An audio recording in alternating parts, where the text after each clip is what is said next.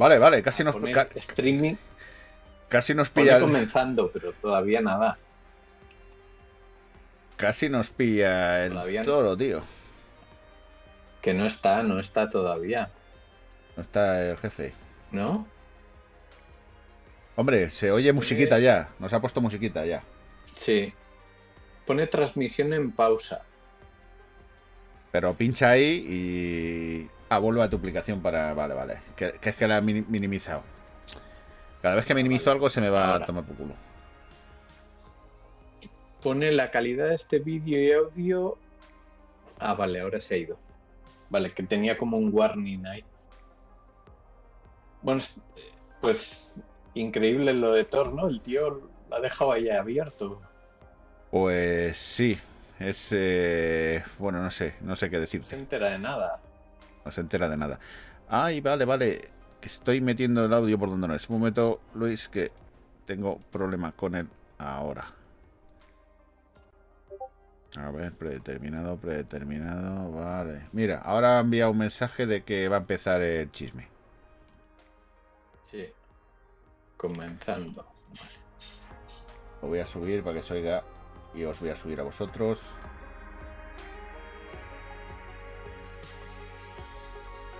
Vale. Bueno, no hemos presentado. Estamos en YouTube, no sé si se nos está viendo. A ver. Me conecto a ver si nos ve. Sí, conecta en YouTube a ver si se está escuchando tanto el stream del Twitch como a nosotros.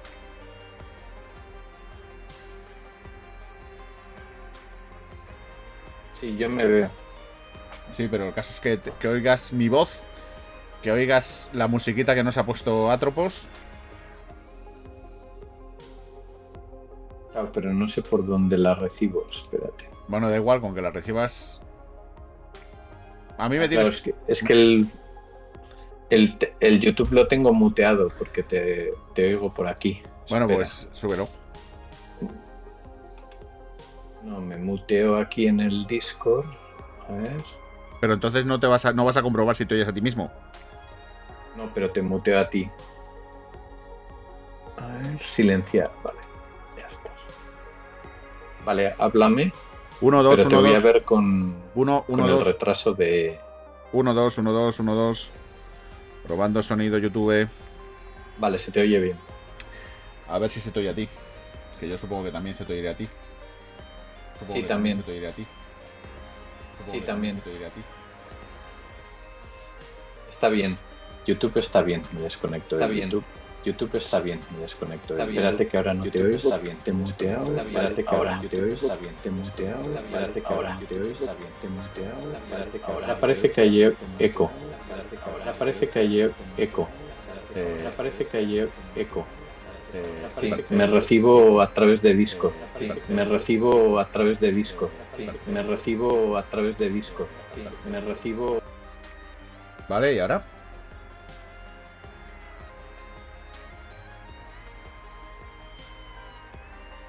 Pero esto yo creo que es por alguna que se me ha desconfigurado. ¿Sabes lo que pasa? Que es que se me ha actualizado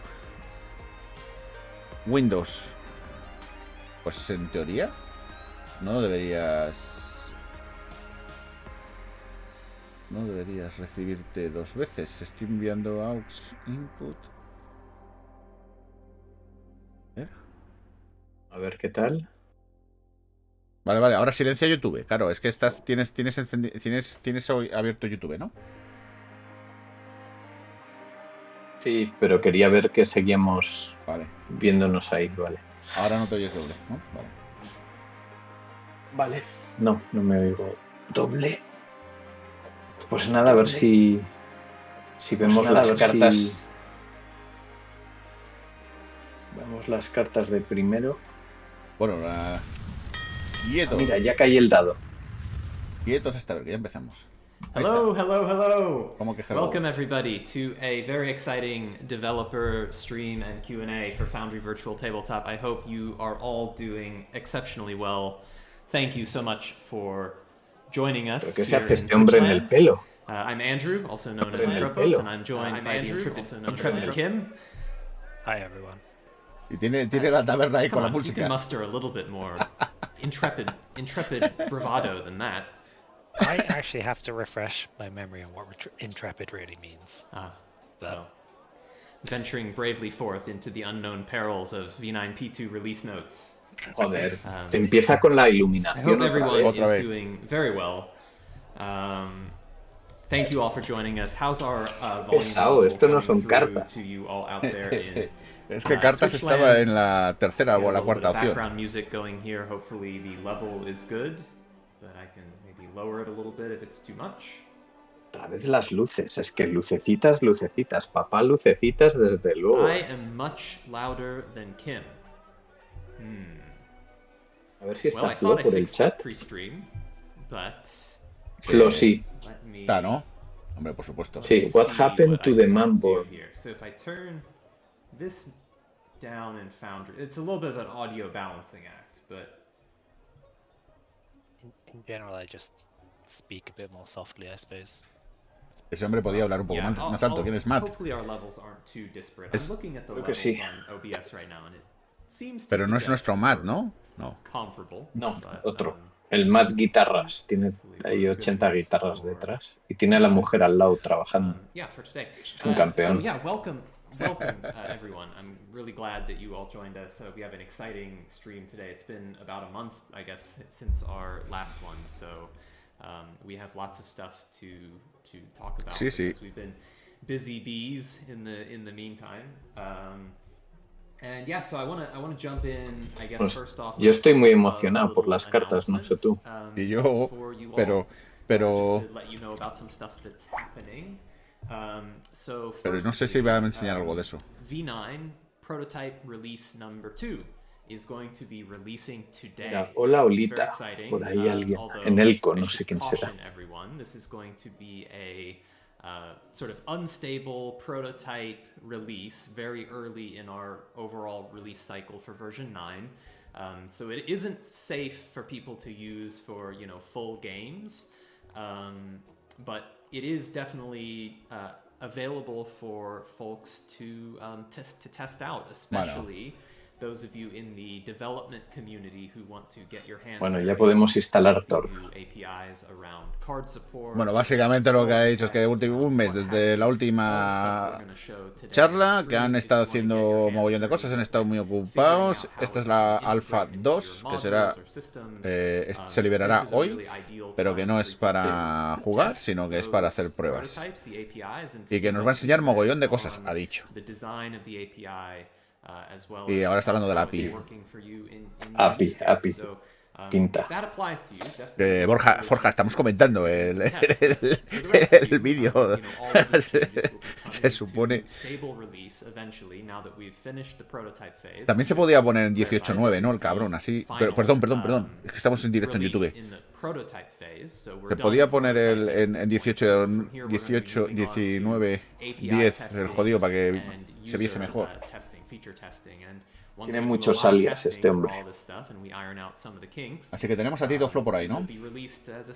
Sí, y he visto al búho también. También está el búho por ahí.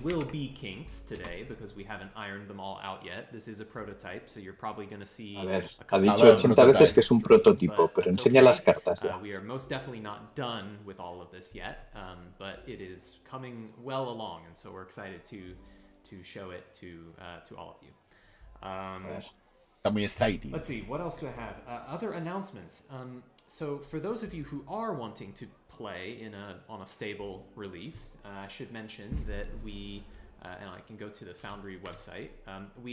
That's way too zoomed in. ¿Cómo descargarlo? We released 0.8.9 about a month ago now, and it's been out and it's been very stable. And so for those of you who are interested in using the latest, greatest stable version, 0.8.9 is the one for you. No, esa no. Esa ya la tenemos. Que si queremos la estable, la 0.8.9 es la que tenemos que instalar.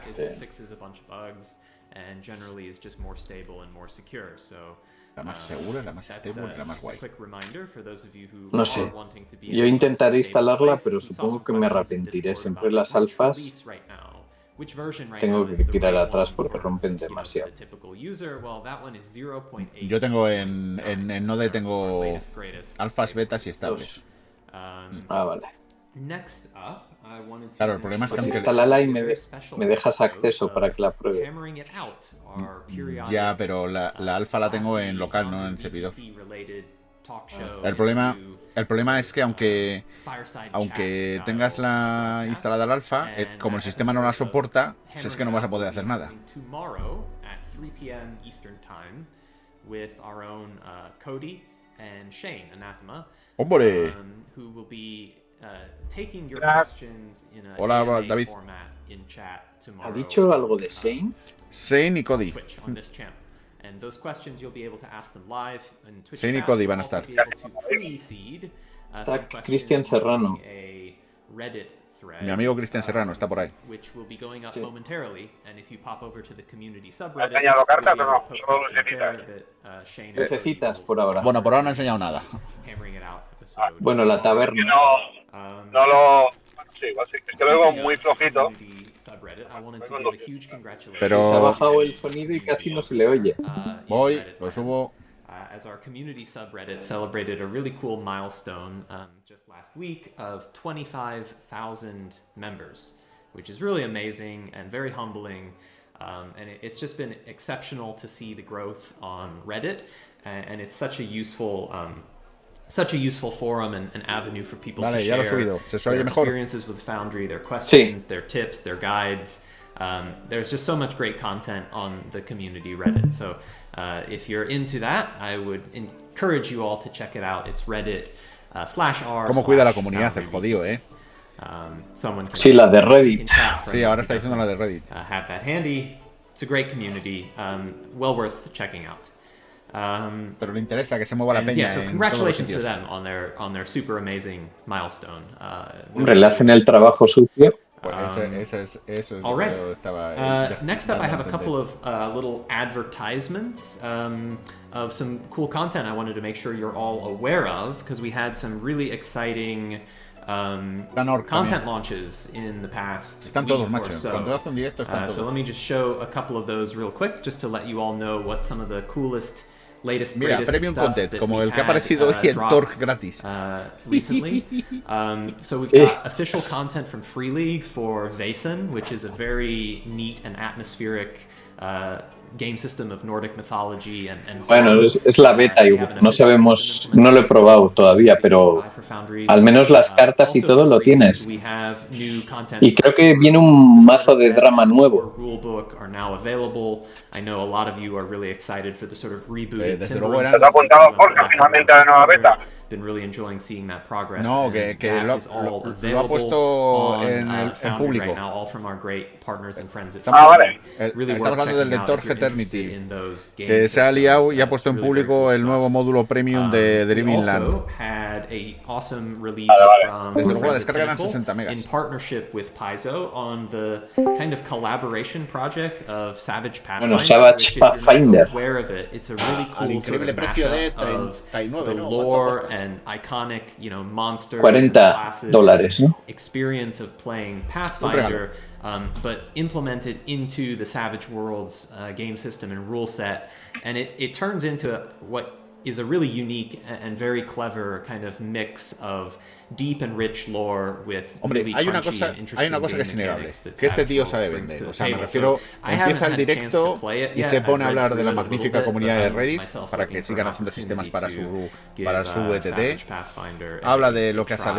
salido Vaesen. So that Seguramente no launched, conozca el this juego, week. pero ha dicho que es un fantástico We juego also had de a medieval just, nórdico. yesterday or maybe Ahora the hace day before, propaganda Savage a release Pathfinder. from AAW Games on Otro que applied and probablemente aggregate Spelunking. a very cool little adventure. ¿Ves? Dice que muy cool, in pero probablemente no the- sepa ni lo que es. Sort of an underground Lo cual está muy bien. settlement that's its own little adventure path, and it's designed specifically to introduce the players to a narrative arc and a set of adventures that really flexes all of the rules Pero no estamos that are aquí in para que their nos enseñes esto, que esto ya lo survivalist vemos todos guide los to días. spelunking.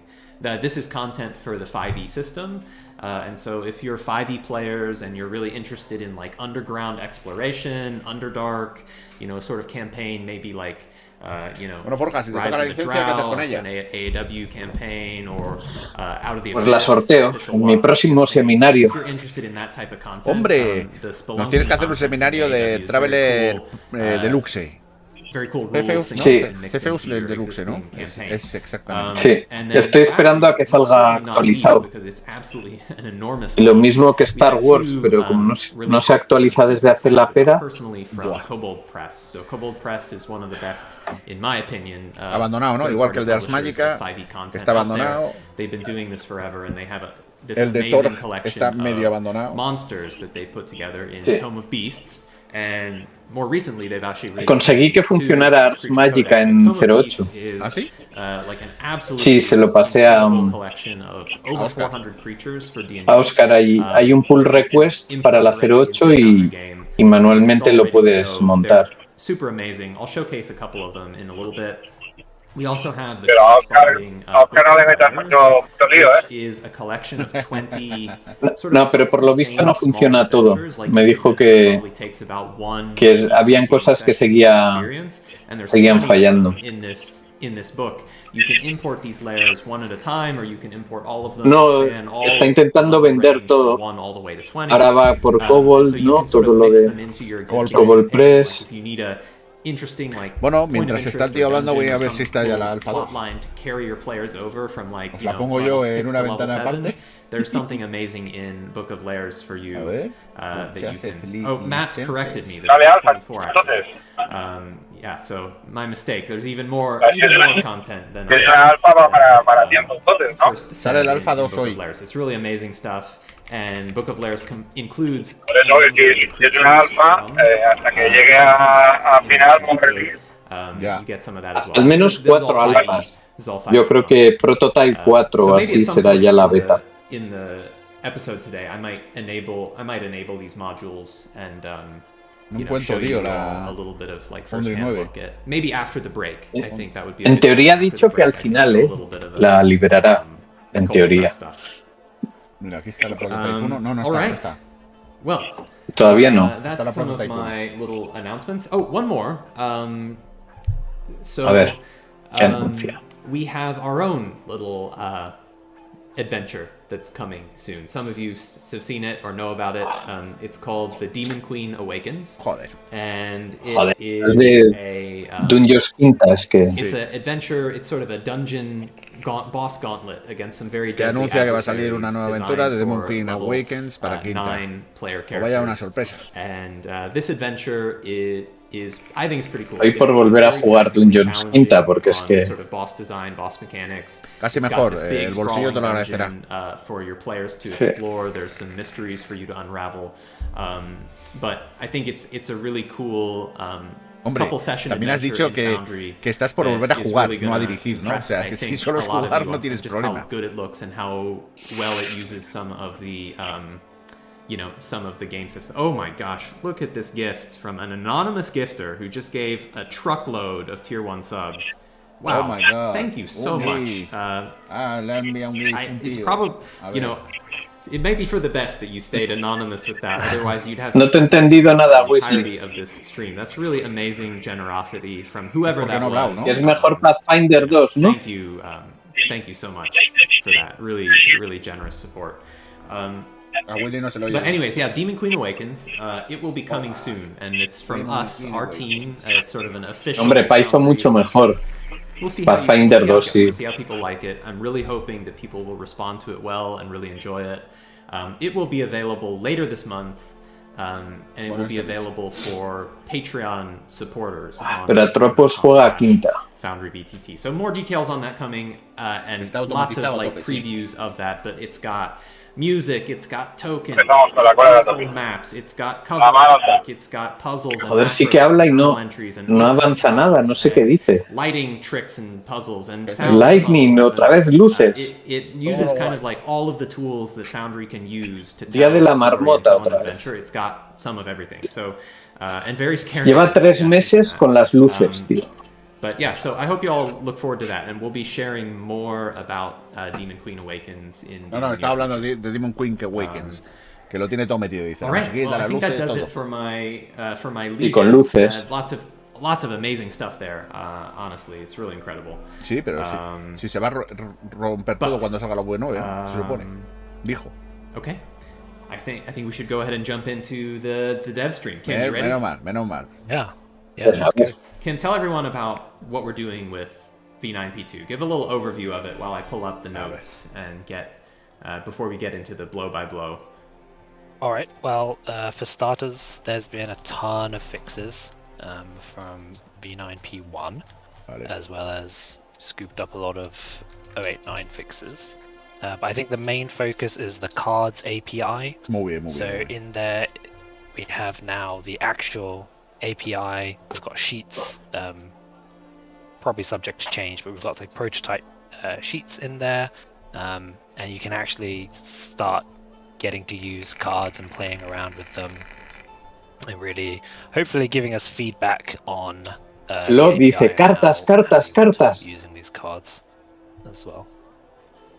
Yeah, we wanted to handle the lighting improvements in V9P1 first, because since that's an existing system, doing it first kind of allowed us to get some of the braking changes and stuff out of the way related to existing lighting, and then the new stuff that we're doing, cards, is an entirely new system that many of you have been waiting for a really long time, and yeah, I'm excited to show what we've got. Lord Zeal, good question from Lord Zeal about are the release notes live on the site for those who want to read along. It's not published yet, but I think it would be fine for Nath or one of our moderators to share the link to this. We are still doing a little bit of proofreading. Le ha dicho a Anatema que envíe el enlace a la... change, but for any of you who want to read along during the stream, someone can share the link to this in... Actually, I mean, I can share it in chat. Venga, bu. Nath beat me to it. Ya lo he mandado. Yeah, so feel free to read along and take a look at the notes as we go. We're still touching them up, but Bueno, yeah. Matt, all right, so thanks for the overview, Kim. Let's go ahead and jump into Matt lo que ha dicho es que lo que han hecho en la prototipo 2 es corregir errores y sobre todo han trabajado en la API de cartas. I'm just going to start there and I'm going to showcase what we've done with cards. Venga, empieza con cartas. Forja. Llevamos un año y medio esperando por esto. A ver, solitario, póker, quiero ver algo. Como abra código, la hemos cagado. Pero eso no es un tablero de cartas. Quita la taberna. Cards have been added to the ecosystem. Now, for those of you who are familiar with the document model that we have in Foundry, cards are a new type of document that has been added to documentos, journals. And you can find on our alpha API docs, you can find, I haven't added it to the table of contents here in the index yet, that's still a to-do. Sí, pero documento en el wiki, o sea... Sí, no, a un elemento de... So cards is the new top-level document, which represents a collection of cards. It could be a deck, it could be a hand, it could be a stack of cards, like a pile, like a discard pile.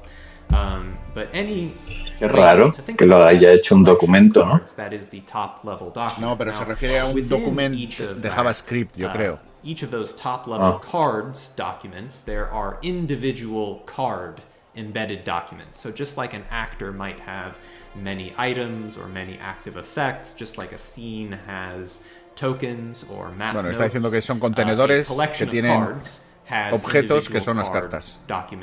Y que dice que los documentos pueden ser tanto pilas de mazos como manos. O sea que en teoría puedes tener varios mazos. A ver, un ejemplo. The V9P2 work that we've been doing really focuses on establishing what's the data model what is the underlying document structure, what are the underlying APIs for creating, updating, deleting documents, for moving them around, for organizing them. And it focuses on APIs for performing common operations that you would do to a collection of cards or an individual card, like shuffle a deck, draw from a pile, pass some cards to another player.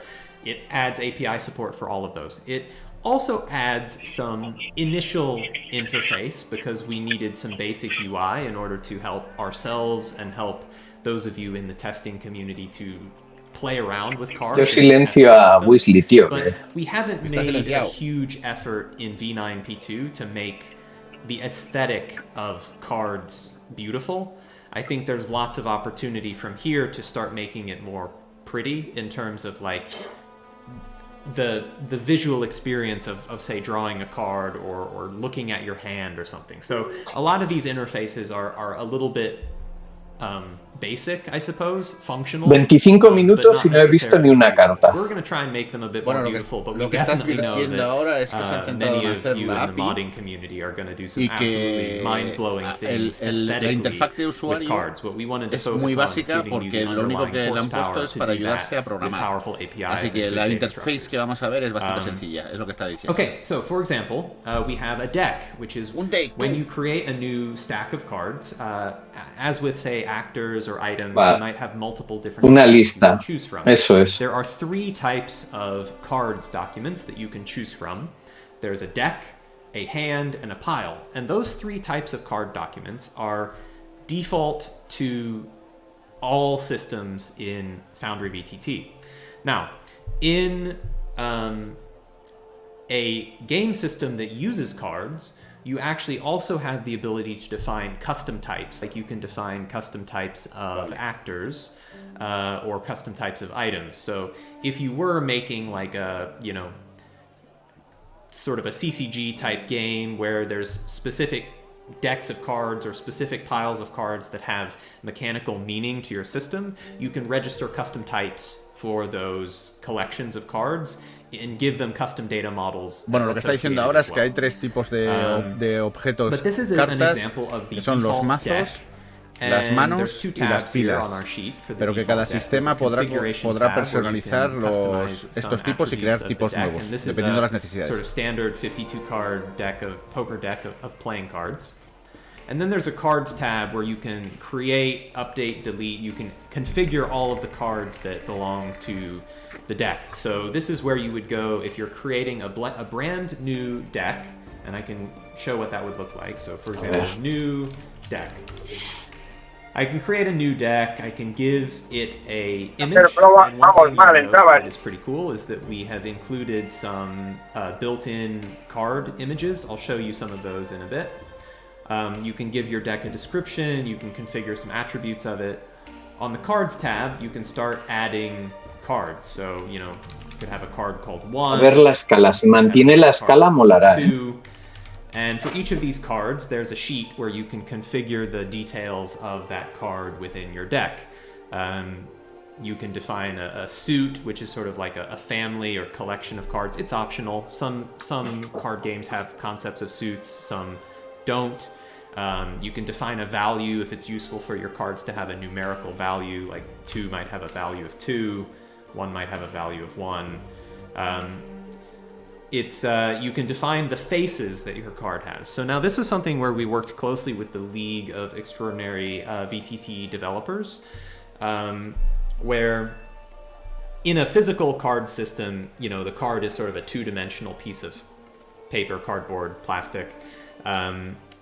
But in a VTT world, we wanted to give developers the opportunity to use cards to represent more mechanically sophisticated concepts. Sí. Lo que está diciendo ahora es que en físico las cartas solo tienen dos caras, que es boca arriba y boca abajo, pero que en virtual es posible que se necesiten otras opciones, como por ejemplo carta girada. You can have more than one face, more than 2 faces even. You can have an arbitrary number of faces associated with your card, and each face can have its own, you know, data, Esto le da, image, artwork le puede dar juego a meter incluso this is something that if you're wanting to build a really high-powered card system, you get additional dimensions with multiple faces of your cards, which can be used to support different modes of playing a card on the tabletop. So you can add all these faces, you can give each face a name, an image, text. I'll just add one face for this example card, and suppose for my image, I'll show you these card images in a little bit, but we'll say, I'll just use the Queen of Clubs image for this card. And you can control which face is shown by default on the deck view. Aquí nos pone las cartas de Taroka de Ravenloft para Dungeons. Es una reina de corazones. So you want to try it out by making a deck for yourself, and then you want to try and play a game with it. These interfaces are, in theory, all you should need in order to really test the system end to end. Although, as I'm sure you're all looking forward to, module developers are going to do some amazing and wild stuff with this down the road from here. So going back to my poker deck, we've got all the cards in this deck, and we've got some sort of cool artwork. I can maybe show. Let me see about. A ver cómo lo escala. So I don't have an in UI option for displaying. Que no hay solitario ni de coña, o sea, no puede mostrar cartas. So I'll just pull. These dev streams sometimes get a little bit nerdy with getting into some aspects of the code. So let me just pull the console over here, and I will pull a card programmatically from this deck. So the API para sacar una carta. It's the same as all of the other documents that you may have gotten used to. So Joder. I can get the deck of cards from the game.cards collection. That deck is a document. It has contained cards. Pura API, o sea, no puede jugar a nada todavía. Create embedded documents, update, delete them. All of the APIs that you've come to expect in Foundry for working with documents and data structures, those all show up here for cards. Y es simplemente una roll table, o sea, es lo mismo que puedes hacer ahora con cartas metiendo imágenes. I'll grab the King of Clubs. I can say, for example, show the. I can use the image pop-out app to show this card. So here's an example of the very cool, sort of card artwork. Vale, o sea, es una ventana, ni siquiera es una imagen como de un journal. O sea, eso es una mierda. Type card. I can also show the deck, the sort of deck itself. So there's, for example, a card back that has the Foundry logo on it, built in, that you can use. It's just so that there's some built-in, images. No se puede ni barajar ni hacer nada. Bueno. So we've got the card deck. En la API sí que ha dicho que se puede barajar. We've got the dark sort of foil cards. Lo que no tiene es la interfaz. Anathema did a cool job making all of these. Claro, no tiene nada. Really well. O sea, no podemos hacer nada todavía. All of the cards in the deck. Let me show you a couple of the other document types. Tiene la API y punto. O sea, nada. The card support. Para que no vamos a ver cartas en lienzo. When you create a card stack, nada. you could also create ni tiles ni nada. Ni. We'll talk about a hand for a moment. So here I'll just open the very basic. Here's one for Andrew's hand, Kim's hand. This allows you, hands are obviously the type of document that you would use to represent a collection of cards that is sort of actively in play. It doesn't necessarily have to belong to a user, although you can assign a hand to a user. You don't have to. Hands can belong to the table, they can belong to the game master, they can belong to a non-player character. So you can use hands kind of however you want. But some of the things that you can do with the cards support system, and all of these are powered by underlying API methods. So the sheets here, the buttons on the sheet, all they're doing is just using the underlying APIs that the card support system adds. We can say, for example, shuffle the deck, and there's a very convenient sort of deck.shuffle API that you can use for this. And each time I shuffle the deck, it will, randomly reorder the contents of the deck. I can toggle very easily between viewing the deck in shuffled order versus viewing it in natural order. Viewing it in natural order just makes it easier to maybe find a card that you're looking for. It doesn't actually change the shuffle order, so when it's viewed in sort of the normal sort order, it's more alphabetical by suit, by value. It's easy to find, if I'm looking for the 2 of hearts to change some data about it. It doesn't change the actual underlying shuffled order of the deck. But I can reshuffle the deck however many times I need to. I can deal cards out from the deck, and so when we use deal, there's obviously, as I said, with all of these operations, there's an underlying API like deck.deal, provide the hands that you're dealing to. So the API is very sort of intuitive and semantic to use. But there's a little front end that I can use as well. So when I ¿Qué comentarios hay, la gente? It's a little pop-up about who you want to deal the cards to. So maybe I'll deal, say, 5 cards to both Andrew's hand and Kim's hand. You can customize how those cards are drawn from the deck. So there's this concept of the draw mode, which you can choose between top, bottom, and random. So top would be the sort of conventional method of drawing cards off of the top of the deck. Bottom would be drawing cards off of the bottom of the deck. Random would be withdrawing cards from the deck at random. And, obviously that's what's implemented by default, but maybe other game systems have other custom methods for how cards come out of the deck. You can control all that using the API. But by default, you can draw from the top, from the bottom, or at random. So suppose we draw 5 cards off of the top of the deck. And we can choose whether those cards are dealt face down or not. So suppose I deal, 5 cards off the top of the deck to each of these hands face down. Vale. If I click deal, you'll notice that the drawn checkbox of the deck shows that these cards taken off of the top, so the first 10 in order, were drawn into these respective hands. Molaría si se pudiera asociar a efecto las cartas, porque el problema que le veo a esto es que al no estar asociado a un actor, ¿cómo metes efectos activos a las cartas? No. Ha dicho que las cartas pueden estar asociadas a objetos. So just like you would configure, for an actor, who owns the actor, who has observer permission to the actor, who can edit it, etc. You can do the same thing with decks and hands. So when I configure permission on the hand, it might be that I say, player 1 is the owner of this hand, while player 2 is the owner of this other hand. And it would rely on you configuring those permission controls to make sure that the right people have access to, see the deck, to see the hand, etc. Eso está guay para compartir cartas. Yes. So I'll get to some questions about los permisos in a moment, but those of you in chat asking questions, if I can get you to maybe hold those for just a little bit, I might cover some of them normally, and anything I didn't cover, I'll be happy to answer some questions on in just a bit. Okay, so we dealt out 5 cards to both players, and if I turn face up the top 2 cards in each player's hand, you'll notice that the order in which they were dealt follows the sort of logical, intuitive order that cards would be dealt at a physical table. So the 3 of diamonds, which is the first card, went to Andrew's hand.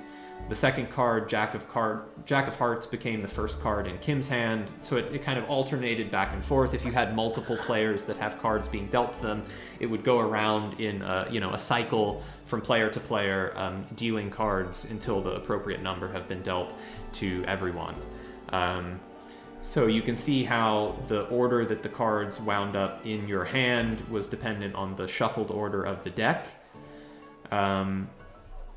So that's the deal operation, and you can deal more cards at any time. So if I want to give 1 more card off of the bottom of the deck to both hands, I can do that, and each hand just got another card, and those 2 cards were taken off of the bottom of the deck.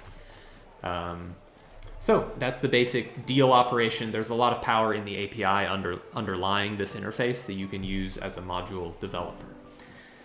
The next deck level operation is a reset. So suppose you're done playing for now, and you want to reset the deck back to its original state. There's a reset button that allows you to pull all of the cards out of respective piles, respective hands, and return them to the original deck that they belong to.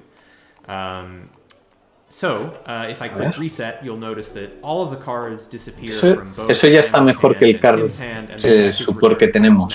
Sí, con esto que ha mostrado soluciona mucho de los problemas de Thor. ¿Por qué?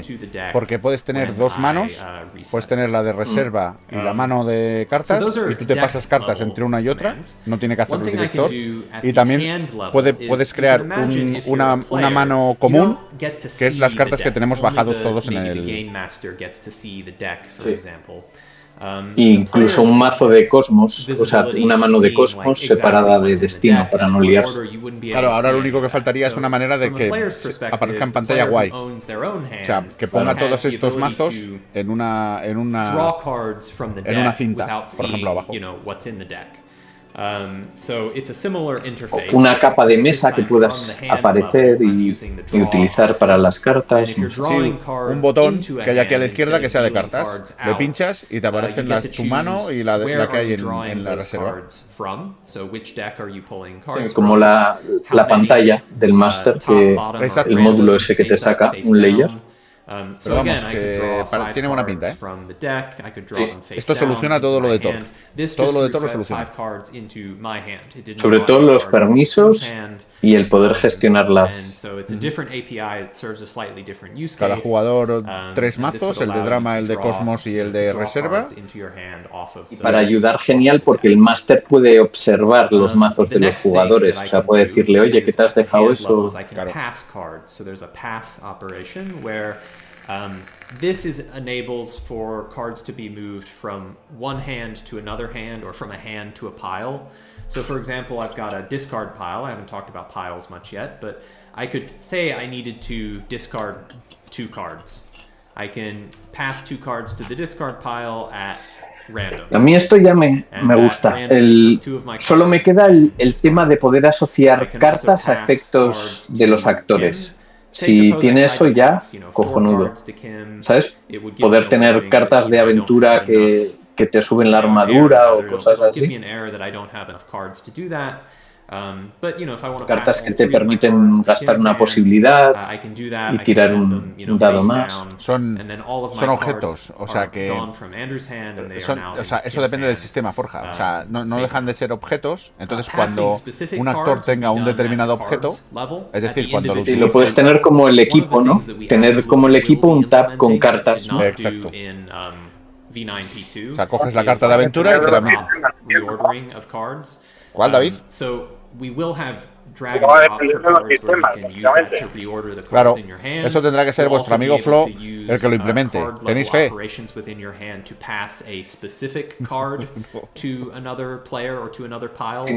No lo ha hecho ni con objetos. Like the API supports doing it, but the user interface does not yet support doing it. So we need to still build a couple more interfaces to make it easy. ¿Tendrá Weasley a sus 30 clones en el Twitch para que le toque la licencia? And that's what we're going to continue. A ver, le voy a quitar el silencio. A ver. Si lo tienes todos en el micro, porque no entiendo cuando habla. Y digo el niño por ahí. Ah, claro, que yo le he silenciado.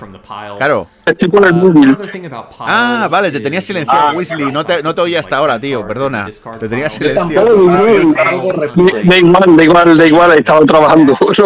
Hasta que después no voy a poder hablar mucho. Perdona, tío, te tenía silenciado. Yo diciendo, el pobre Weasley no habla. If you're discarding cards, which card is on the top of the discard pile, and the order of those cards within the discard pile is mechanically relevant, whereas the ordering of cards within your hand may or may not be mechanically relevant. So, discard pile has like some more. Yo creo que le toque a la licencia que le toque a Forja o que le toque a David para que el Atropos diga, But you can shuffle individual piles, 'cause often you might be playing a game where the rules say, like, you know, reshuffle the discard pile and, you know, do something. Te llamaría so David Montilla. at will, David you can Montilla. change up the order of what's in the pile, but it isn't as freeform as, say, like changing the order of cards. Una licencia. Porque no ha dicho todavía que en vez de ser licencia de Foundry, va a ser licencia para el Dungeon. Oye, como me vuelva a tocar, le digo al otro que me dé una licencia de Savage Worlds. Bueno, no, de Savage Worlds. De Deadlands.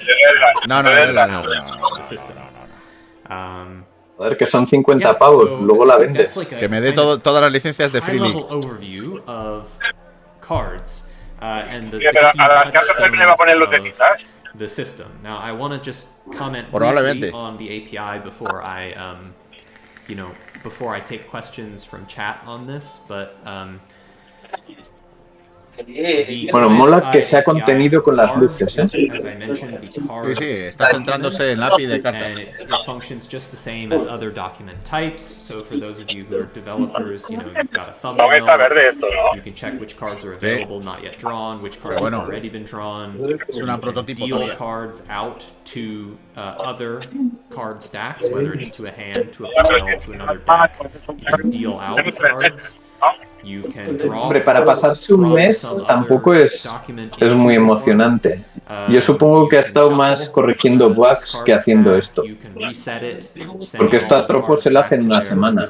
Dice Nelco que hable de las luces, que nunca dice nada. Calla, jodido. Por un día que estamos viendo un diario de desarrollo chulo. ¿Lo ha dicho en Twitch o en nuestro Discord? En nuestro YouTube lo está diciendo. Ah, vale. Jodido. So that's all in the cards document in the API that you have access to. It's pretty concise, it's pretty clean. I think this is like a good moment for Sí, es lo que hemos estado diciendo, que con esto se soluciona todo. Si le meten una interfaz decente. Claro. Ahora queda lo peor, ¿no? Que todo esto lo tiene que integrar el desarrollador. Y con los desarrolladores de sistemas perdidos en la galaxia, porque el tipo tiene cosas más pequeñas abiertas desde enero y no las ha cerrado, pues me dirás tú si va a implementar lo de cartas nuevo, ¿no? Eso es mucho curro. Lo van a tener que implementar de manera obligatoria, Forja, porque la V9 van a tener que hacer actualización. Todos los sistemas. Creo que voy a poner el push to talk al Willy. Yeah, and then some card-specific APIs. You can flip the card to a different face. You can pass the card to another collection of cards. You can reset the card. Vale, he puesto el push to talk. That would be like returning it está muy bien. to the deck that it came from. You can display that card as a little chat message. That's something that I didn't yo no. yet. No, pero solo para los fundicionistas. Vosotros sois maestros. David y tú sois maestros. Much like with roles, if I do like card.toMessage, we'll get a message in chat that just está muy bien, pero esto requiere mucho curro de los desarrolladores. Veremos si Flo y Matt están al nivel de hacer esto. Chat message appearance of a card when that card is played. Para Savage es bastante fácil. That's my kind of whirlwind overview. So normally we like cover a lot of stuff and then take questions. I think at this point I will take a couple of questions about cards specifically, just while it's like fresh. Y las de aventura mola si les pueden poner efectos. Sí. Eso sí que lo tendrá que currar el Weasley. Está el push to talk habilitado.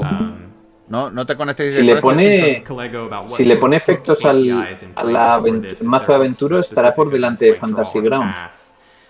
Efectivamente, Fantasy Grounds no. Good question. No lo hace. Currently it's all handled with on update, although where O sea, podría ser que hooks would be volvamos a well served jugar to be added to the a API Savage is Worlds en something Fantasy that's the type Grounds of si nos feedback that I ponen think we're looking for as part of this efectos en testing las phase. cartas de So, aventura. Yo you sigo know, jugando we en didn't Fantasy go Grounds. crazy with adding a Savage ton of Worlds. stuff. It's relatively, you know, Spartan at the moment. It's sort of bare bones, like does what it needs to do.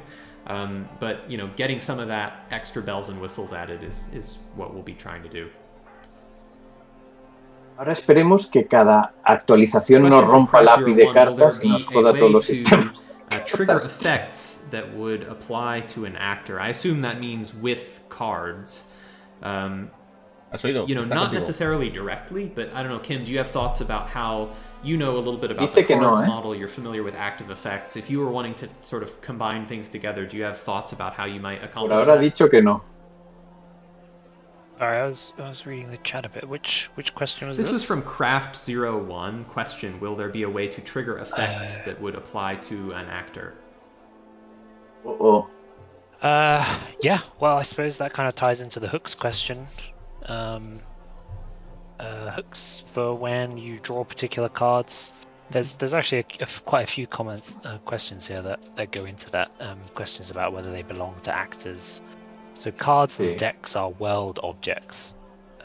So the permissions are player-based. You can systems are able to do their normal work to embed top-level entities in others by, you know, just linking Es muy IDs, sencillo, di sí o no. IDs as Está normal. dándole vueltas. Some sort of hook that when a particular card is drawn, a lot of that stuff will depend very much on your system. So. It's hard to really provide a Está diciendo lo que he dicho yo, que son objetos que se les podrá dar a los jugadores y que por lo tanto los sistemas podrán implementar hooks que detecten cuando se les da una carta a un jugador. Lo mismo que se lo tienen que currar los del sistema. Flo que ya sabemos. Flo se lo curra, tío. En un Excel no entra eso. Hace Flo así, y ya está. Vamos, lo que dije yo antes. Hola, Samox. Está el pulsor castigado. So if you're not developing a system, if you're just developing like a cards module, you have all the power of flags on both the card. Bueno, de todas maneras, tiene mejor pinta de la que yo esperaba, ¿eh? O sea, me refiero que... Sí, pero ahora está diciendo que si haces un módulo de cartas... Sí, pero espérate. Pero probablemente el módulo de cartas será para mostrar las cartas en el lienzo, claro, porque esto solo es, digamos, la estructura. Claro. Eso será no, o sea, estamos hablando de un Dysonize para cartas. Eso será no. Me puedo poner en el chat, Nork, ya tienes trabajo. Sí, pero esto quiere decir que ellos no van a dar una interfaz muy potente para hacer nada. Se lo van a tener que currar. O con un módulo de Carsonize o el sistema. One thing we didn't talk about is why did we build this, right? I think, you know, for many of you who have been following along, you may know the answer to that. But why we prioritized cards as part of V9 is because that was the winner of our community feature vote. So more than any other major feature that was on that ballot, on that poll, cards were the most voted, most requested feature to have added to Foundry VTT. So I think it's the kind of thing, Elysium, that some people just never use cards in their role-playing games, and that's totally fine. I mean, occasionally maybe you're playing Strahd and you need a Taroka deck or what have you, but aside from you know that, or the tavern game of, you know, 3 Dragon Ante or whatever, or, you know, aside from that, some game systems that a lot of people play, it doesn't come up. You don't use cards, and that's fine. For some game systems, they depend crucially on cards, and cards are a core mechanical component of the gameplay loop that they have. And I think, you know, it's really for those systems that this was a big feature gap that I think a lot of people were interested in seeing closed. And so, yeah, you know, and also, you know, it would be nice to occasionally see maybe some board games or something like that on Foundry. Obviously, like, licensing is a little bit different, and we'll see, you know, about how that would happen. But, you know, the components that Foundry has of having a table, having pieces, having cards, it opens a lot of possibilities in terms of the types of games that can be played on the platform. So, so that's, I think, some justification for why this got such heavy weight in the community feature vote. Bueno, aprovecho que se ha silenciado el vídeo para saludar, que he entrado aquí en plan muteado y nada, hola a todos. The players can see 3D cards flop down on the canvas. It's an amazing idea. I'm not sure that I or we have the internal courage required to try and create that type of system, and I certainly don't want to commit any community developers' time to that either. But I do think that there will be some community devs who just really enjoy working with this card system and want to take it to the next level. So I look forward to seeing what gets created there over time. Question from Sir Merod: are decks the parent structure of which piles and hands depend on, or can you have those before a deck is created? Yes, Sir Merod. There are 3 different independent types of cards documents. You don't have to have a deck. There's no hierarchy there. You can create a hand just on its own, or you can create a pile just on its own. The purpose for decks, though, is there is a kind of built-in assumption that cards have this concept of an origin, and the origin is a deck. So the idea, and systems can break this assumption a little bit, but the core relies on it, which is there's this assumption that cards belong fundamentally to some sort of origin pack, origin deck, and we use decks for that. I think that's a fair assumption that decks is kind of where cards are at home, and then during the phase of play, cards leave a deck and go into someone's hand or go into someone's pile, but at the end of the day, they belong sort of fundamentally to the deck from which they originated. Anything jumping out at you, Kim, as a question you want to tackle? While you look, I'll take one more from Skimble. Is the goal to build a card character sheet model so you could have interactable widgets on a drawn card? Yeah, good question, Skimble. So one thing I didn't showcase, but I should have, is you'll notice that each of these sheets has the kind of cog option at the top next to the close button for configuring which sheet this uses. So much like actors and items, cards and card sheets support custom sheet registration. So modules and systems can build a custom sheet las cartas for pueden tener how they want to hojas de personaje con datos y cosas escritas. escritas. And it makes it really easy to make that custom sheet the default UI for this. So if you wanted to have like a custom view of your hands, your hand of cards arrayed out in this beautiful like visual fan with some buttons, some widgets, some drag and drop interactions, you could make that entire UI UX as a sheet that would override the default sheet for the hand. So just like actors and items can have custom sheets, so can cards, and that's going to make it really easy for our community developers to create like really interesting interfaces to use. Lo malo que tienes es que dependerá del desarrollador. From Flow Radical, will we be able to create cards individually, like we can items, or act more like active effects? So I took this one because this is something we discussed internally a little bit, and it just adds a little bit extra complexity where it's perhaps not needed. So if you want to create a single card, you can create some sort of special deck which wraps a single card, and you can encapsulate that up however you like if that's what you need for your system. But there's no support for like top level cards just by themselves like items. You can, as a module developer or macros or in the API, you can create una pregunta bastante tonta, creo. Card object.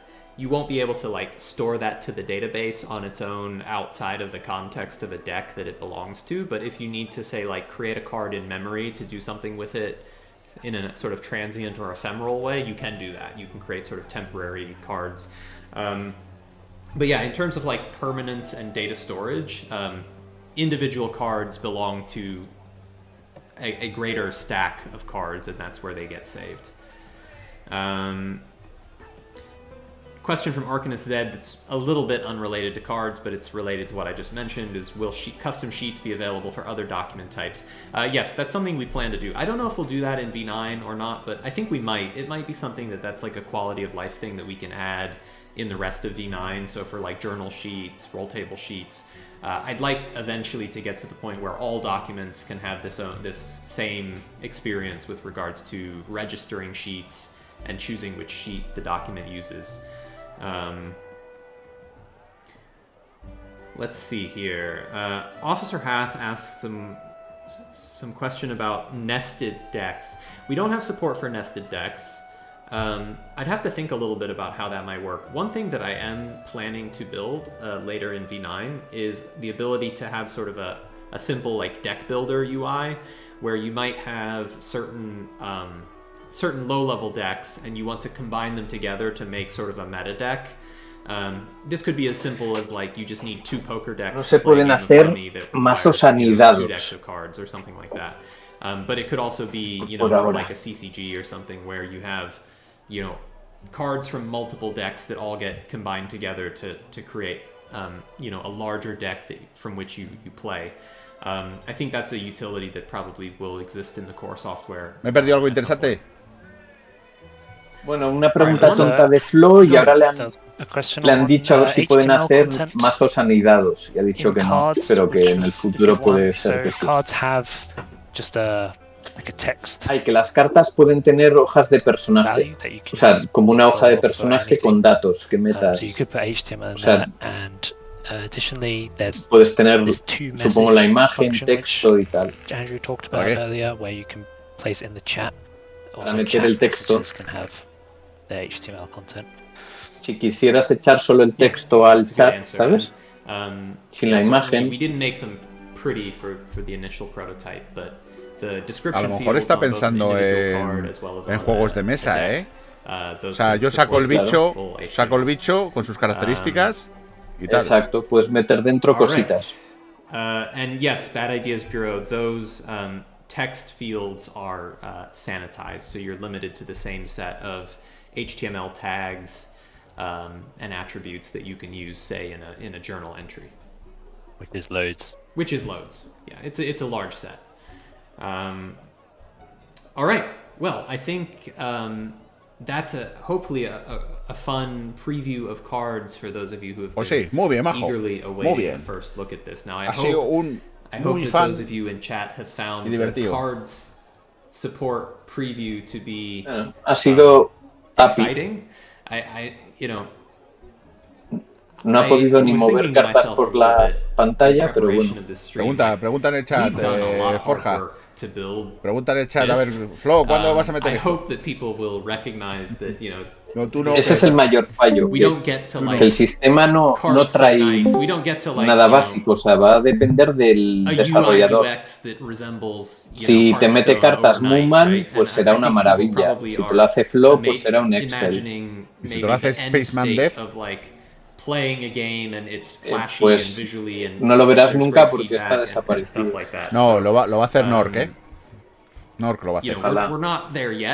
Hará el módulo, modificará el módulo para que funcione. Yo creo que en el módulo va a ir con la UI, como tú decías, del GM Tools ese, que está guay, que sube para arriba y baja para abajo. Ese supongo lo hará Nork.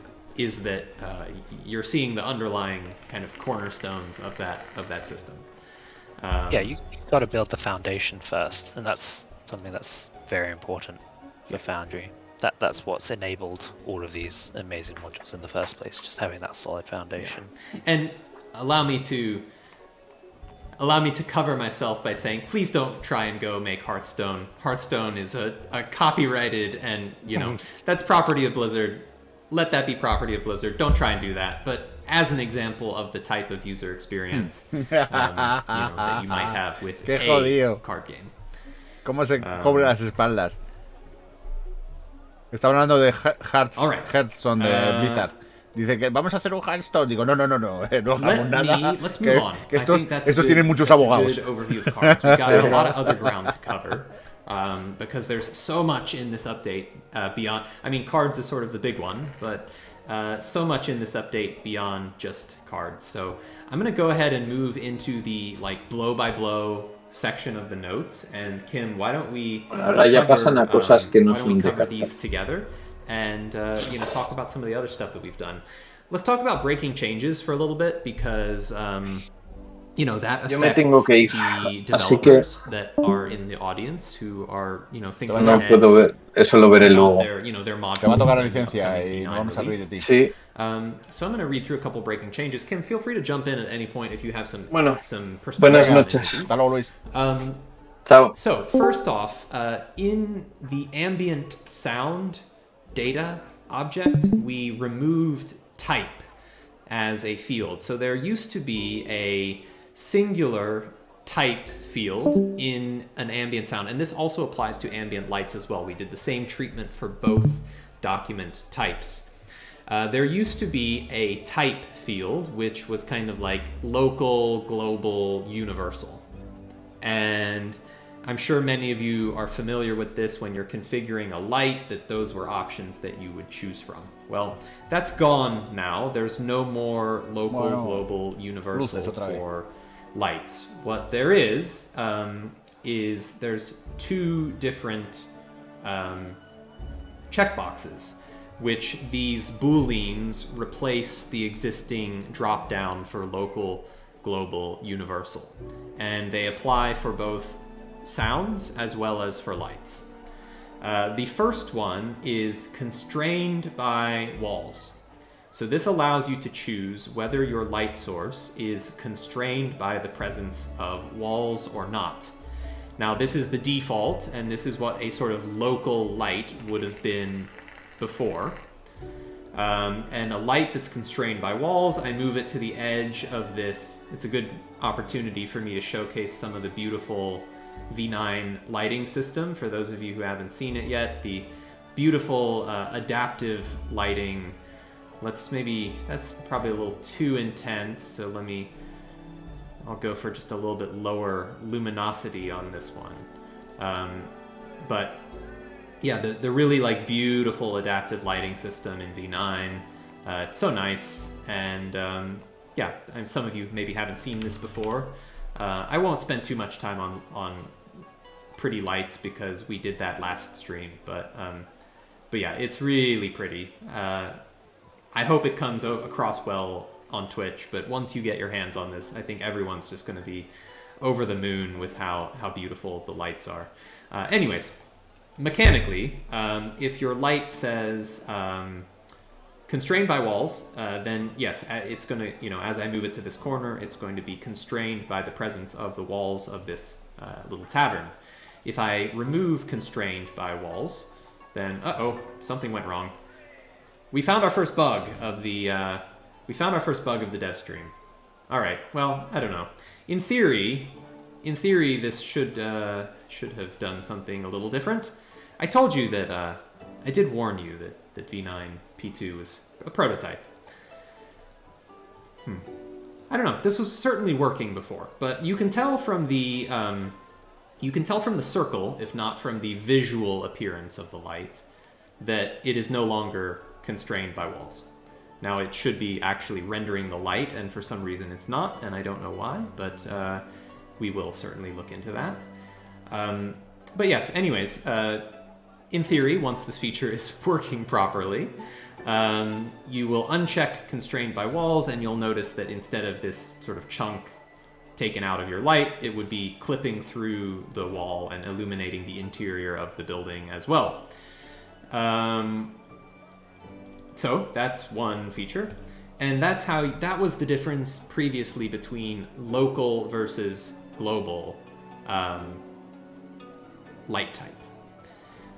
There was, however, previously this universal light type, which was difficult to explain. It did this unique thing of providing a source of vision where it would always allow you to see that portion of the map, even if you don't have normally vision in order to do it. So, for example, like this character inside the tavern, if you have him controlled, here's our little adventuring party relaxing at the table after a difficult adventure.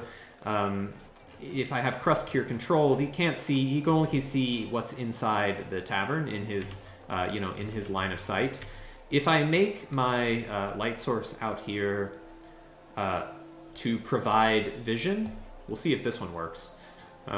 Yeah, okay, so I now have Krusk controlled, and he's still able to see this light outside the tavern because it acts as a source of vision for the player. So you can use this in all kinds of creative ways to sort of make a specific effect within your scene, but it means that as you're moving around within the tavern or you're moving around outside, you would always be able to see this section of the map that's illuminated by the lights.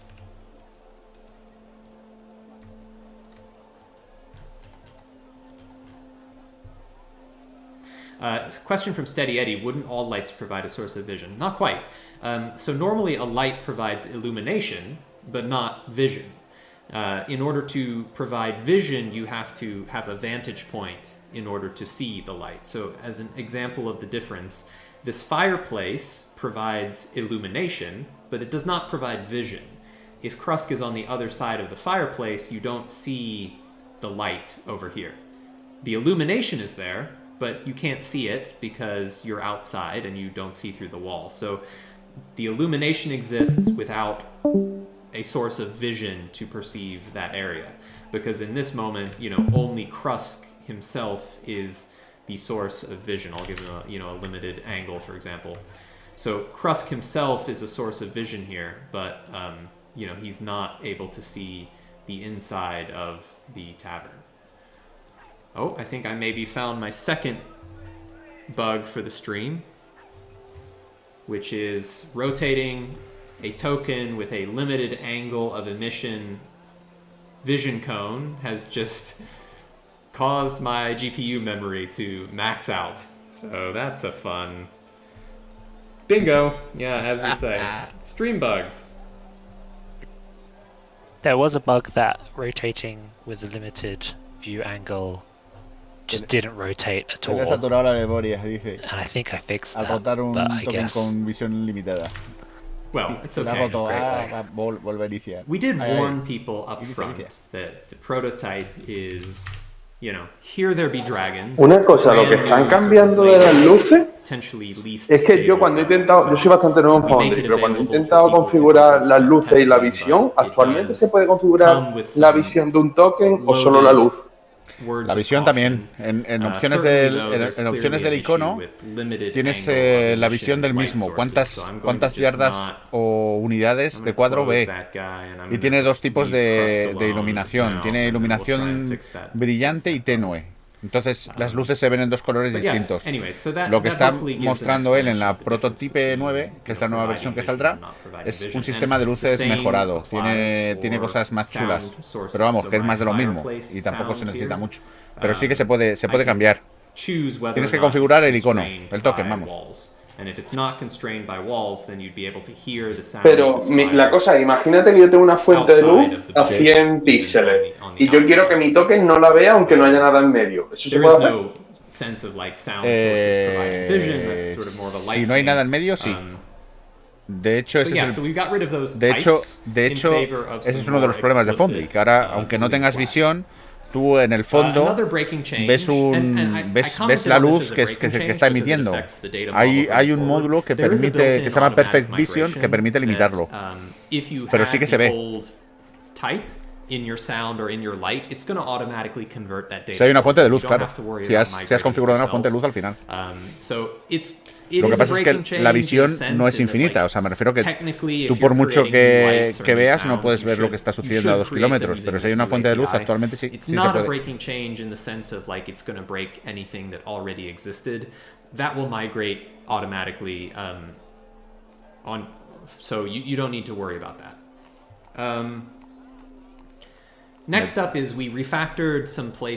De todas maneras, esto de las fuentes de luz es algo de lo que nos quejábamos, que es algo que no era necesario, como por ejemplo otras cosas.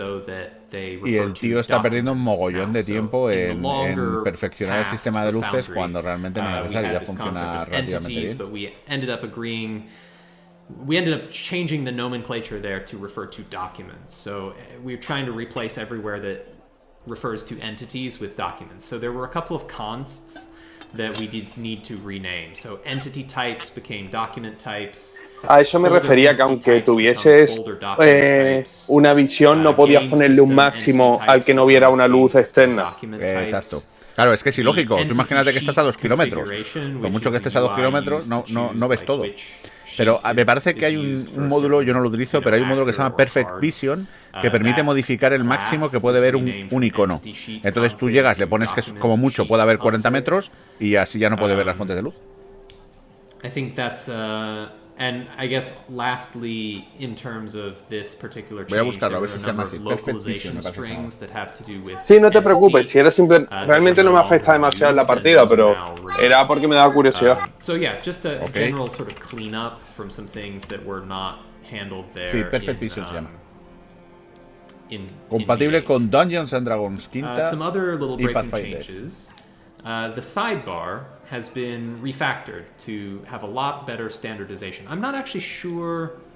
I think this is a breaking change because it's possible that certain modules or systems were like overriding the sidebar. Nosotros que estamos usando el sistema que estamos creando y entonces no utilizamos ni Dungeons and Dragons ni nada. ¿Pero vuestro o...? It in theory might. Our sidebar directories for nuestro es el sistema de Anima. Lo están creando, bueno, lo estamos creando en el Discord. Yo no hago nada, pero lo uso. Guay.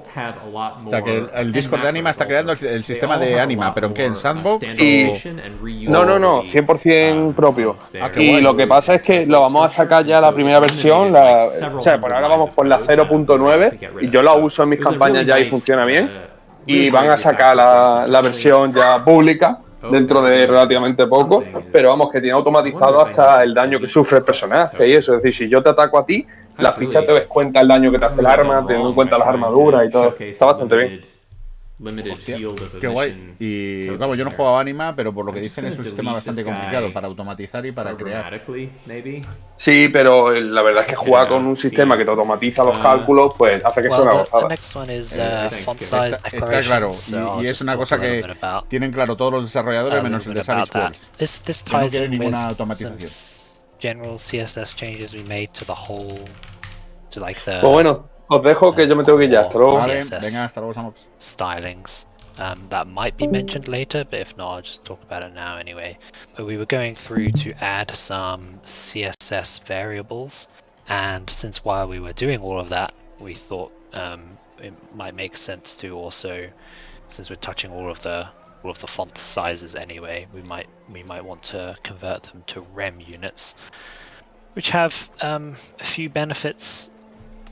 Main ones are like accessibility. If you need to increase the font size globally, you can now. But aside from that, it's just like rem units are just sort of best practice for CSS font sizes these days. The other CSS changes with the variables, we've done a bit of work there to just take a lot of the colors mainly, but there are a few other things, structural things that we've put into CSS variables to make it easier to re-theme the application. There's potentially more we can do, but some might take some time to in fact restructure the CSS entirely. So this is like a first pass which you can grab with the prototype, play around with, and give us feedback. What is good, what isn't, if you need more. Yeah, I think, for folks that want to re-theme the software to, match the look and feel of a game system or something, this is going to make it, in theory, a lot easier to do that. Not everything is, declared as a variable, as Kim said, but I think this will be a great start in terms of making it really easy to apply some changes that will carry throughout the whole software. Without needing to individually override a large number of rules that require you to have some technical expertise around where these variables are used. So this is part of a larger initiative that we're going to be working on a long period of time. I mean, pretty much forever. Like, we're always working on this type of stuff, but this provides us a better framework to use to keep making CSS investments. Yeah, so some just briefly, there was a bit of question about like whether it does the sidebar width. So things that are easy to change in one place don't really have a CSS variable, or we opted to not do CSS variables because those are handled by just normal CSS. The variables are really for places where things were spread out all over, so you want to be able to just change it in one place and it changes everywhere. That was generally what we were going for, but again, feedback is welcome. Yeah, I think that, I mean, my opinion is that there's nothing wrong with just using, you know, regular CSS rules in places where, like, this is one rule that applies to one selector. You know, you can just use that rule. I mean, if you start using that same thematic concept lots of different places, I think that's where the variable will be most useful. Right. All right, so yeah, thanks, Kim. Moving on. So we've covered breaking changes, so let's talk about new features. We talked about card support, so I'm going to skip over the first several of these, which all have to do with cards. But, you know, just to recap what we showed earlier, we've implemented the basic foundation of card support. That includes the cards document as well as the card embedded document, standard APIs for manipulating cards, moving them around, you know, UI facing dialogues for deal, draw, pass operations, configurable sheets for the cards, the card themselves, basic UIs for hands, piles, decks, the ability to edit, configure, create, delete in the interface that accesses those underlying APIs. We also included a lot of built-in card images that you'll be able to find within public, in the core data, public cards. There's a dark gold, which I can show here.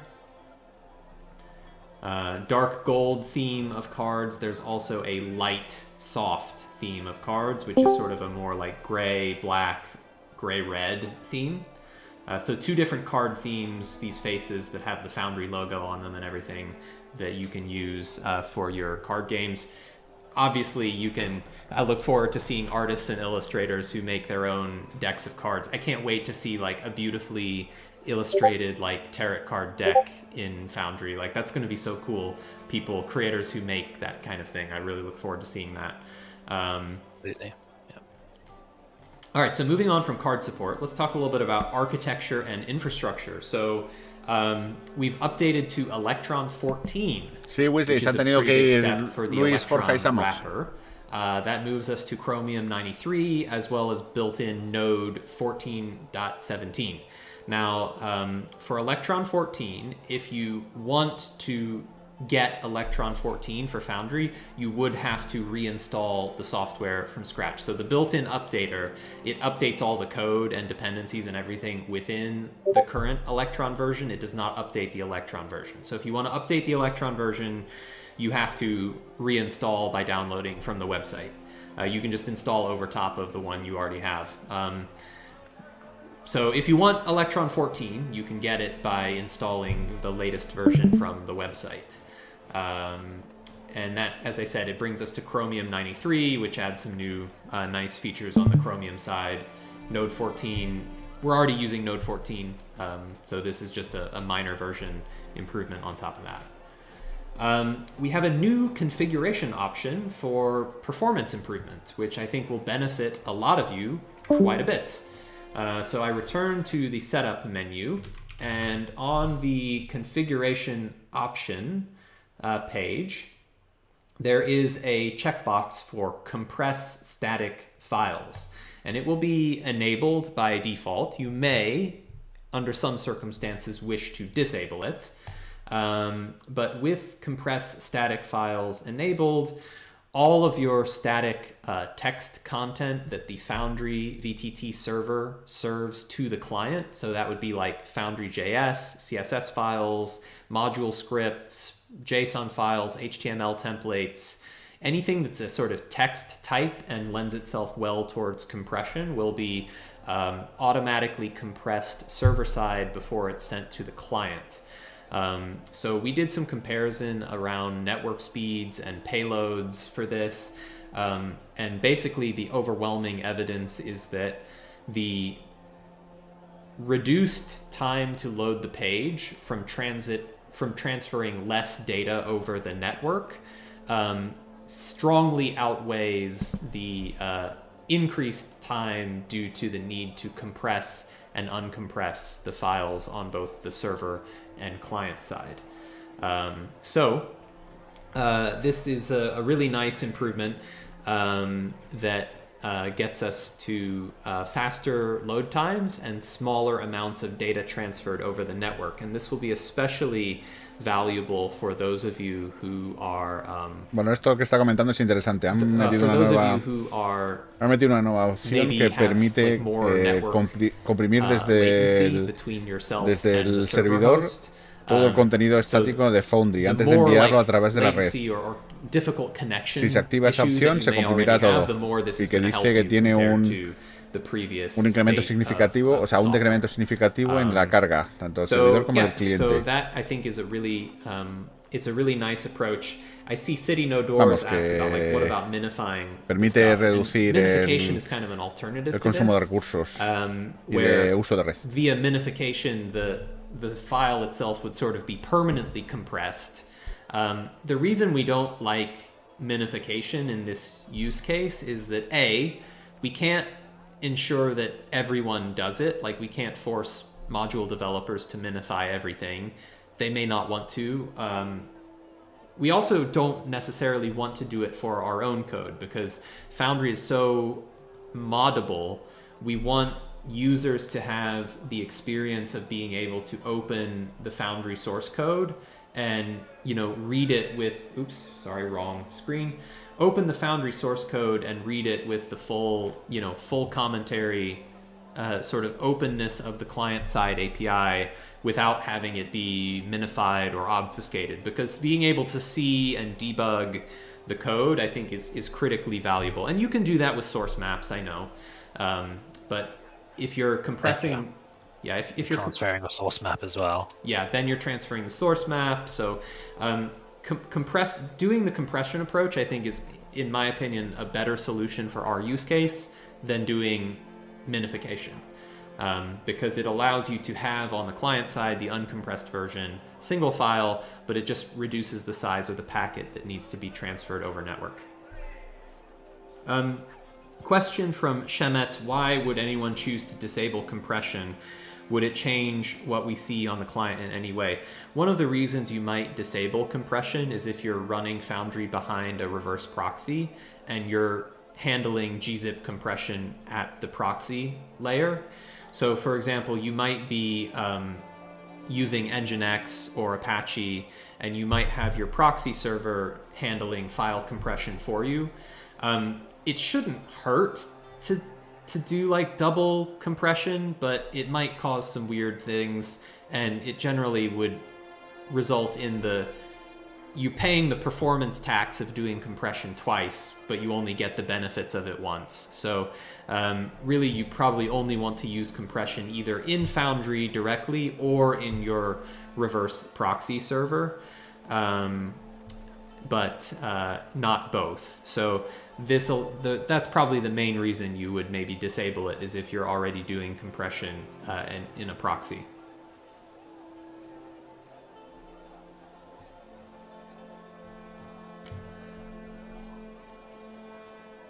I think I've started a debate about Nginx versus Nginx, or what have you. The developers. It's Nginx. Nginx. It's Nginx. The developers say it's Nginx. So. Let's see. Maybe I should mention SQL. I'll keep the chat going for a while. Yeah. Well, I say sequels. You can shun me right out into the My database professor, who was on the SQL committee, told us that it's pronounced SQL. Well, that's bully for them. I'm just kidding. I'm one to talk because I definitely prefer it when people say Foundry VTT and not Foundry, or anyways. Well, it's good. Yeah, let's make it official. Yeah, that's right. Leave it to the Brit to insist on propriety.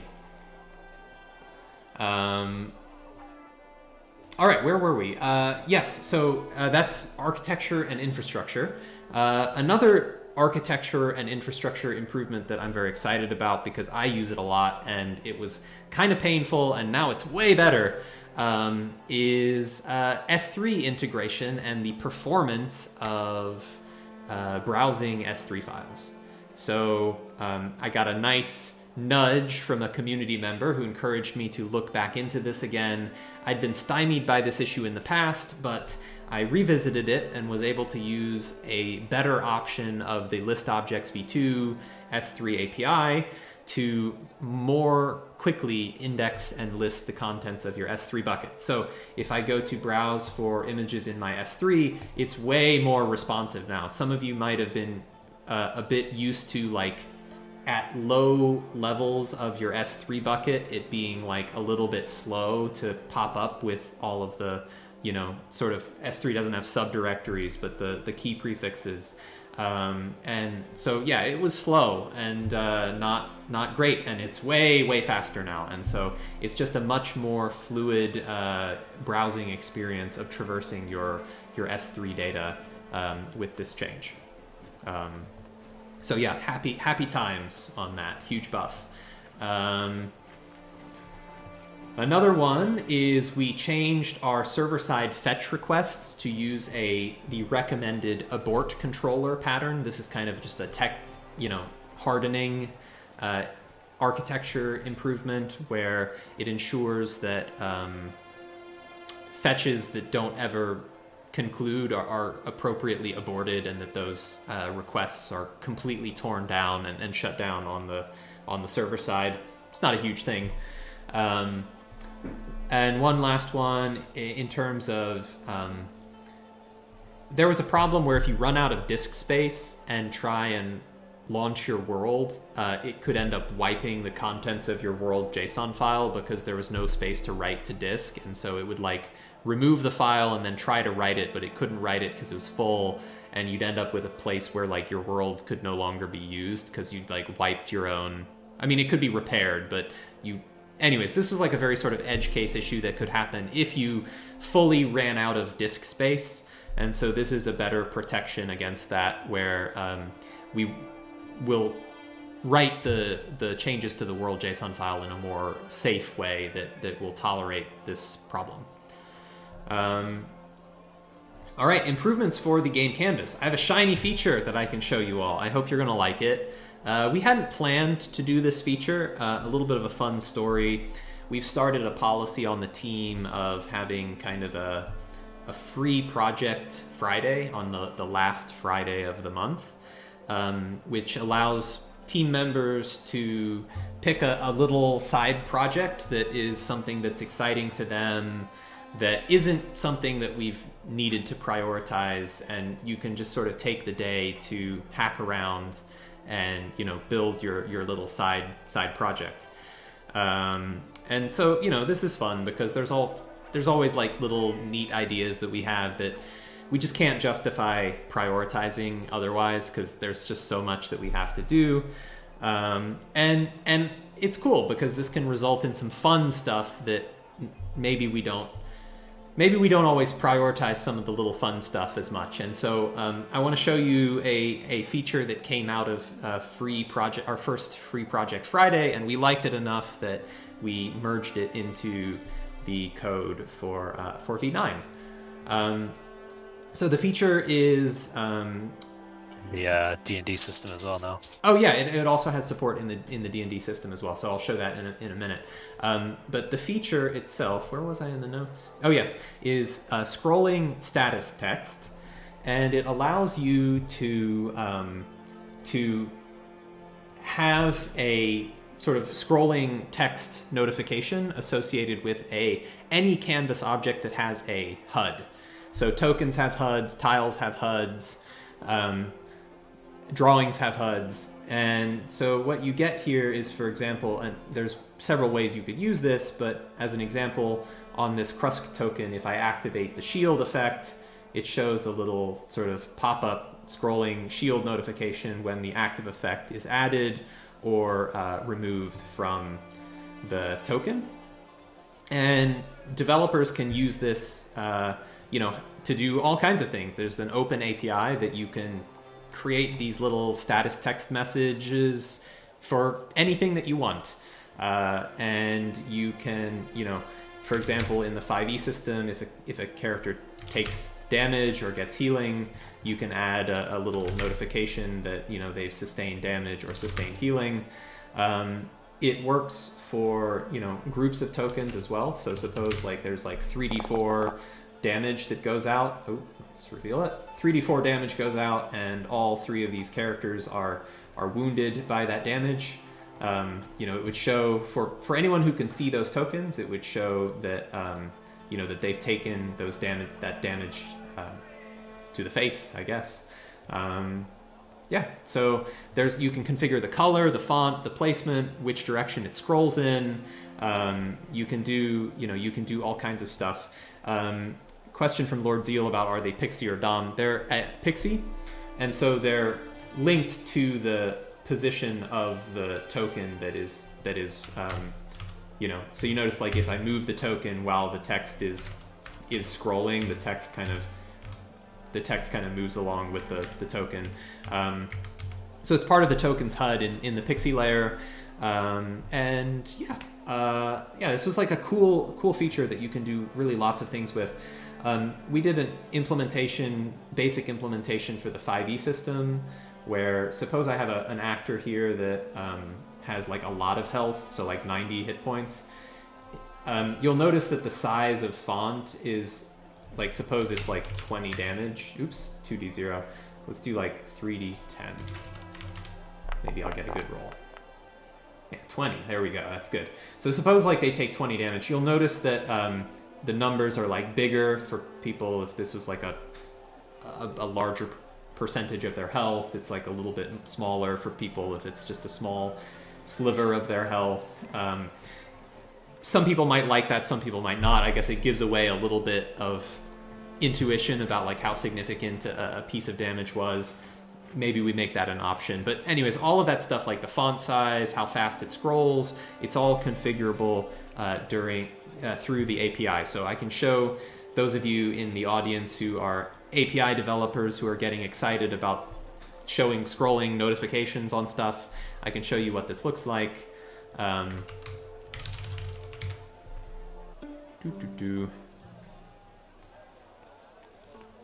So it's a method of the object HUD, which tokens have, tiles have, etc.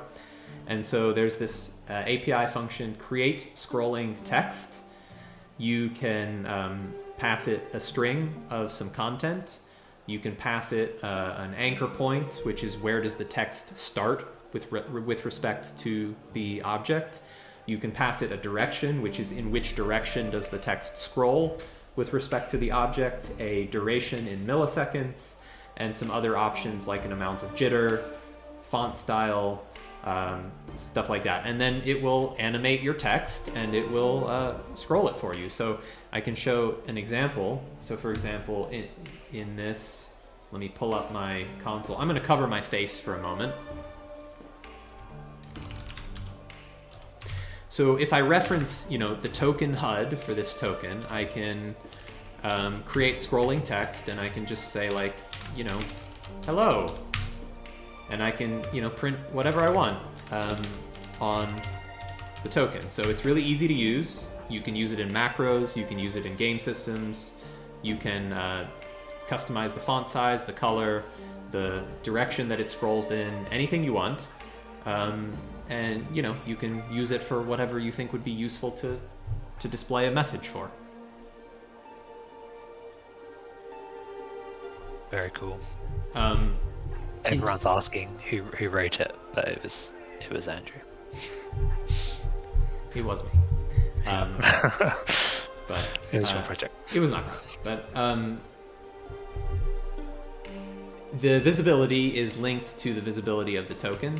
So if the token is hidden, I guess I only have the player view here, or the GM view here rather. But let me load up a player view for a second.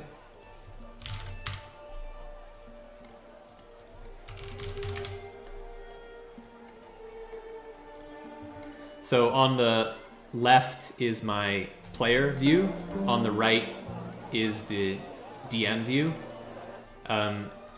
So if the token, say, takes damage and it's hidden, like the visibility of the text is also hidden from the players, but if the token is visible, then the text is visible to the player as well. So it's linked to the visibility of the token, the visibility of the text.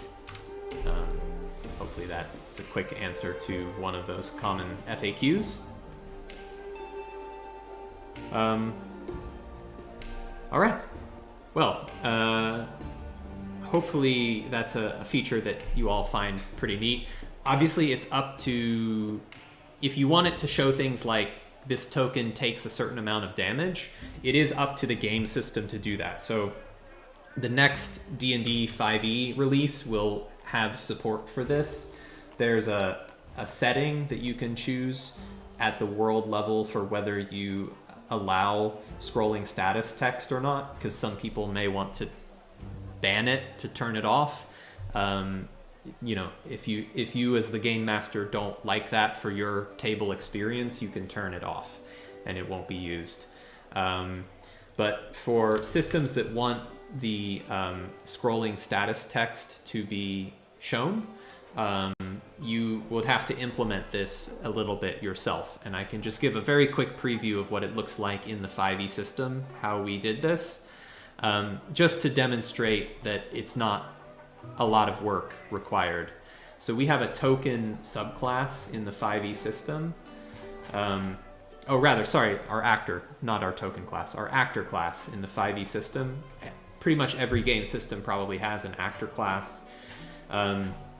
When we deal damage or healing to the actor, we have a apply damage method, and that apply damage method includes some extra metadata in its update command.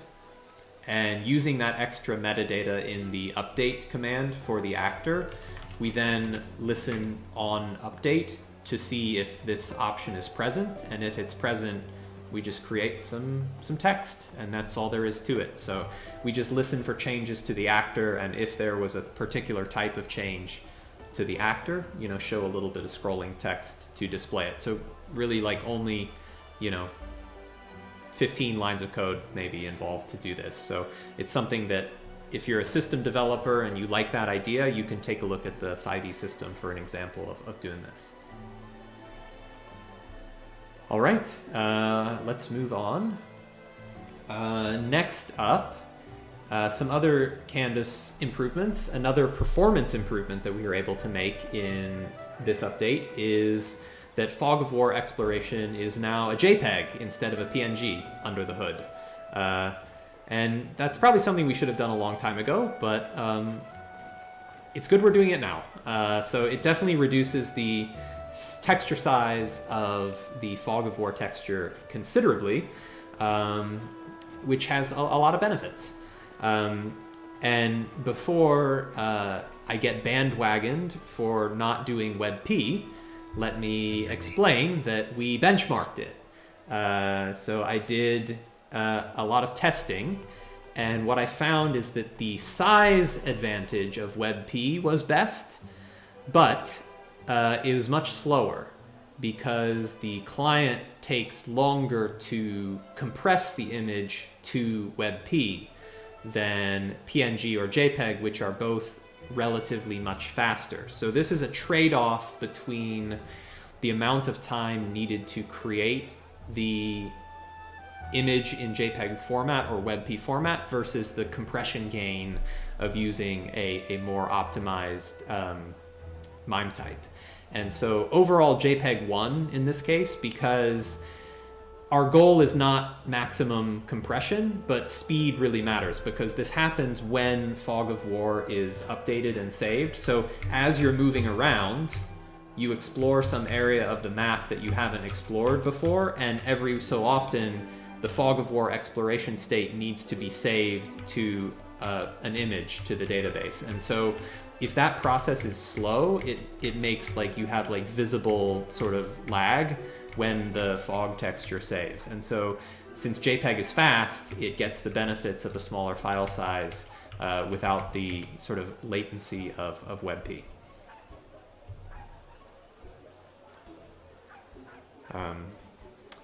All right. But yeah, our initial design was to use WebP. That's what I did first. That seemed like the obvious thing to do. I did WebP, and I was like, it's a little bit jerky, I guess, when it saves. I kind of noticed the hitching. And so I looked into the speed difference, and I discovered that it was slower. So PNG was fast, WebP was slow, but JPEG was like a nice sweet spot. Because we don't need transparency for the fog. We don't need transparency in this case. Speaking of image file formats, we added support for AVIF. Kim, in the spirit of debating acronyms, Sure. Is this an AVIF? An AVIF? I have no idea. Well, I think we need to make it an official decision. ¿Sigues, It's definitely an AVIF. ¿Sigues atascado, David? What does it stand No, for ya again? he llegado. Ya has llegado a casa. Avif. AVIF. Sí. Ahora está el Use tío the con Aviv. un rollo que te cagas. Love There the you go. AVIF. The AVIF will No se save ve nada, ¿no? much disk space. Porque no se ve nada. Pone transmisión en pausa. Vale, It's decided. Yes, it's decided. Decreed. Cada vez que minimizo la, But yeah, la it's supported now. I see la ventana de LEDs se me va a... question about why not GIF. The why not GIF is very simple. It's just that Pixie doesn't support it for ¿Ha enseñado rendering cartas canvas, por and eso it's very o no? complicated to do that sí, pero ¿no has otherwise, visto lo de las because you would have cartas? to- No, yo you no would veía have to nada, solo read escuchaba. the individually buffered frames of the Ah, GIF, vale, no, sí, write ha your own mostrado el sistema de cartas animation loop to turn that into an y animation. está muy It's just- chulo. it's Lo really que pasa es que painful. la It's interfaz not de supported. usuario es muy We're not gonna básica support it either. ahora. So, that's Entonces it. ha dicho WebP's better. que Use es WebP. probable Or que WebM. se necesite un módulo There's para like so many, like there's animated como el Car PNGs, Support which para verlas en I think pantalla I've guay. used. I think they work. Pero vamos, que está todo creado. So Yeah. Está creado ya. We made some other improvements to texture sizes. A ver, sí que he visto, o sea, algún trozo he visto, pero claro, lo veía en el coche y lo veía muy pequeño. Me ha parecido ver como si fuera una lista, ¿no? Yeah, okay, it's fine. No, son, If you were to las cartas es drag un documento a really nuevo large light texture, y permite tres tipos it de was cartas, que son previously los causing mazos, some issues because the las underlying, manos pilas, ¿no? render y las texture pilas. would get Y entonces very las pilas, large sí. that todos would los cause some objetos problems. se So pueden poner we permisos a los severely jugadores. constrain Entonces, por ejemplo, the para Thor, size of the render tú puedes texture poner now, tres mazos. El mazo de la mano, so that el mazo de la we stick to reserva using small textures y el mazo de only, drama. even if you're light Entonces size. tú tendrás acceso a los tres mazos y te podrás pasar las cartas de un mazo a that's otro. that. Entonces tú, por ejemplo, dices, bajo una carta. Y bajar una carta será pasarte una carta de la mano a la reserva. Y luego las cartas son objetos que también se pueden meter se podrán meter en personajes o en otro mazo. O sea que soluciona, yo creo que soluciona todo. Sí, eso sí que lo había escuchado, o lo había entendido más o menos. Pero lo que no he llegado a ver ha sido físicamente el mazo ni nada. Hola, Sana. Buenas. Buenas, perdona, que es push to talk y se me olvida. Sí, lo tenemos puesto para evitar que se nos metan ruidos de gente haciendo la cocina o la comida o los niños que estén por ahí.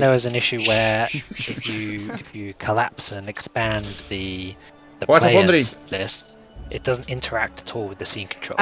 Sí, it can't really because yo soy una persona que lo ha comprado para mi DM y lo tengo en un servidor. they don't really, Oracle. they're not aware of each other's sizes CSS wise. So no, you could write lo some tengo JavaScript code to en do it, uno llamado Server for You. Tiene un par de núcleos, o sea, es literalmente he ido para precio-calidad. Ah, guay. Mejor que lo nuestro. Nosotros lo montamos en servidores Oracle que va bien, pero bueno, son servidores limitados. Sí, o sea, yo he puesto el servicio que utilizo en chat de evento. Pues aquí estamos viendo la versión de desarrollo prototipo 2 del Foundry. Estamos esperando las cartas. Sí, las cartas sí han estado, pero bueno, en el directo. Pareció muy guay, me gusta mucho cómo está apareciendo el Foundry. Hombre, mola mucho, me refiero que tiene muchas posibilidades. Y en tableros virtuales ahora mismo es el que mejor desarrollo tiene. Bueno, de hecho, la mitad de las cosas se las hace la comunidad para Atropos. No, sí, eso es muy seguro. Controls would estoy react to its size and properly. Y vamos, o sea, mirando al API abierto que tiene, que eso es la primera, una API súper abierto. Not all of them. If you're using fixed positioning, especialmente si estás trabajando con lo que siendo la versión de Node.js para Linux, vamos, podrías modificar la base si quieres. Ahí está todo el código disponible para ti. Bueno, aparte de eso, después de eso, o sea, la licencia tiene un montón de sentido. Son 60 euros para lo que viene siendo una licencia para la vida.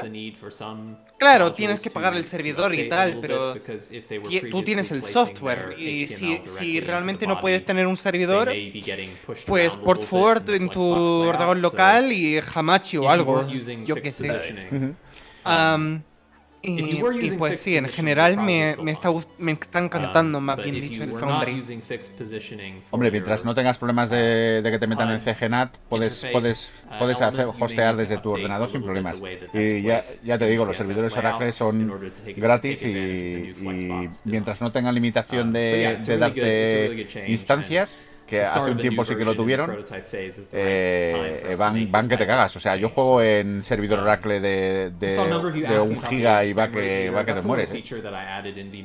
Sí, no, yo para que no haya ningún problema, pues yo ya tengo 2 VPS ya en la nube. Entonces he cogido mis VPS para videojuegos, en general servidores de juegos, y ¡pam! Por encima. Ya, claro, pero porque tienes recursos a tu disposición. Sí. Claro. A ver, la persona normal, pues normalmente sería la instancia de Windows, ¿sabes? Al de Windows. De todas maneras, te digo una cosa, me refiero que lo que te cuesta el alquiler de un servidor por ahí es menos de lo que te cobraría Roll20 por una licencia premium, que son 10 euros al mes. Ya, eso es súper verdad. Y pues tengo un servidor que puedo utilizar para todo. ¿Cuánto es el Roll20, no? ¿Algo como 20 euros al mes? 10, yo creo que son 10 la premium. David creo que lo sabe. Bueno, lo han... David, ¿cuánto cuesta Roll20 al mes? Bueno, no te escucho. Dice que no está seguro ahora mismo. Vale. De todas maneras, el código que está abierto, que decías que está abierto todo, está abierto el código cliente, el código servidor está ofuscado, está en JavaScript ofuscado, y ese sí que solo tiene Atropos. Sí, a ver, está ofuscado, pero por eso existen miles de herramientas que con tiempo, claro, si quieres invertir realmente el tiempo para nada, lo que viene siendo esencialmente nada, pues puedes desofuscarlo con el tiempo. Claro, tendrías que hacerlo para cada versión, que sería un dolor de cabeza, que la mayoría no quieren porque, a ver, ya están haciendo un trabajo genial, pero... Pero vamos, lo que tú dices, 60 euros por una licencia premium de lo mismo que cuesta. En Fantasy Grounds son 149, creo que ahora cuesta. 150 euros cuesta Fantasy Grounds. Y el desarrollo de Foundry es impresionante, o sea, los módulos es para volverte loco, o sea, tienes módulos para todo, para todo, para todo. Lo único problemático es como tengo el push to torque, necesito darle al alt y me está jodiendo el browser. Espera, que te lo quito. Perfecto, muchas gracias. And I think that's going to do a lot to help our. I mean, I think our Discord community, our helpers. Es que lo activé porque antes estaba Weasley por aquí y estaba en la tienda con clientes y estaban los clientes y le estaba vendiendo cosas a los clientes y aparecía todo por aquí. Ya está quitado. David, ¿tienes estática? David, ¿tienes estática? Vale. Así que has comprado la licencia para tu directora del juego, ¿no? ¿No diriges tú o qué? He comprado la licencia para mi DM. A ver, yo no soy DM, aunque quiero probar. Soy una jugadora, pero sí, me he comprado para mi DM, para nuestras partidas. Y pues ya tengo planeada comprar mi segunda licencia. ¿Qué quieres que te diga? Estoy ahorrando para mi segunda licencia. Bueno, pues, y claro, pero mientras la tengas en un servidor no tienes problemas. O sea, la puede utilizar todo el mundo mientras el mundo solo esté abierto una vez. O sea, solo puedes tener un mundo abierto a la vez. O sea, puedes tener licencia instalada en dos dispositivos siempre y cuando no se conecten a la vez. No, lo sé, pero el caso es, quiero poder tener dos mundos abiertos al mismo tiempo, porque a lo mejor está haciendo el DM. Porque la idea es, especialmente mientras que Foundry está en desarrollo, tener una versión, un Foundry siempre una versión atrás. Y después, mientras que van pasando a módulos a la nueva versión, pues hacemos backups. No os escucho. Con la nueva y cosas así. Es para no complicarme la vida siempre con bueno, tengo que hacer un backup, tengo que asegurarme de esto y después reiniciar el backup porque hemos jodido algo. Nada, si no funciona, pues nada, se sigue utilizando el anterior. Yo con Node tengo instalados tres versiones de Foundry, las tres con la misma licencia. O sea, me refiero que tengo la versión beta, la alfa y la estable, porque como traduzco el módulo al español, tengo que tener las tres para tener las tres traducciones. O sea que puedes tener todas las versiones que quieras a la vez. Lo que pasa es que evidentemente no puedo abrir dos mundos. Sí, es que prefería tener dos mundos. Especialmente para mí, o sea, es como quiero tener esa versión, esa diferencia de versión. Además, quiero, por ejemplo, si mi DM está haciendo una partida, pero yo quiero hacer algo con amigos, pues ahí lo tengo. No tengo que preocuparme de, oye, DM, mira, quiero utilizar mi propio servidor si te apetece. De todas maneras, Sana, ¿estás en el Twitch? Que van a soltar una licencia ahora. Sí. Vale. Es que van a soltar una licencia. A mí me tocó. No estoy apenas tomando cuenta. No, pues métete en el Twitch porque va a sortear a Tropos una licencia ahora en un momentín. Necesito tener la página abierta de también. No, necesitas estar en el Twitch de Foundry. Sí, eso estoy, digo, para renovar la licencia. Con comandos. No. Ahora en el Twitch de Foundry van a sortear una licencia. Si te toca, le das tu usuario y te añade una licencia a tu cuenta de Foundry. O sea, tendrías dos licencias. Vale. Y no está limitado a gente que ya tiene una. No. Todavía no tiene una licencia. Yo tengo dos ahora mismo. Te pone en el. Ganado una. Sí, me tocó en el anterior stream, a mí. si tienes dos licencias, te aparece tu licencia, la licencia que tienes ahora te aparece la comprada y el precio, y la otra te pone Twitch Live Stream, te pone gratis, y te la mete ahí. De hecho, es la licencia que utilizo para el servidor de la comunidad, la que me tocó. Genial. Así que me imagino que dicen, oye, mete este comando y a ver si te toca. No. Es todos los que estén en el directo, los meten en una tabla de Foundry y tira al azar. O sea, que no hay que comentar, no hay que hacer nada. Todos los que, pero tienes que estar logueada dentro de Twitch y viendo el directo en el momento. Sí, hablado en el chat incluso, ¿sabes? Así que no estoy muy preocupado. Sí, te veo ahora, sí. Eso sí, me haría muchas gracias. Sí, me haría muchas gracias si lo que pasa es si eligen el comando root, el bot de comando root. No creo. Supongo que habrá una opción para quitar bots. Sí. Además, comando root como que ya está conocido como el dios el bot dios, que no deberías quitar, pero como que lo dejas ahí al lado, ¿sabes? No lo incluyes, pero ahí está. ¿Ese bot para qué es? ¿Para Twitch? Sí, es de un desarrollador de Twitch bien conocido que asegura de ciertas cosas. O sea, loguea problemas que ha visto o números de la gente y tal. Y pues por eso la gente le suele dejar.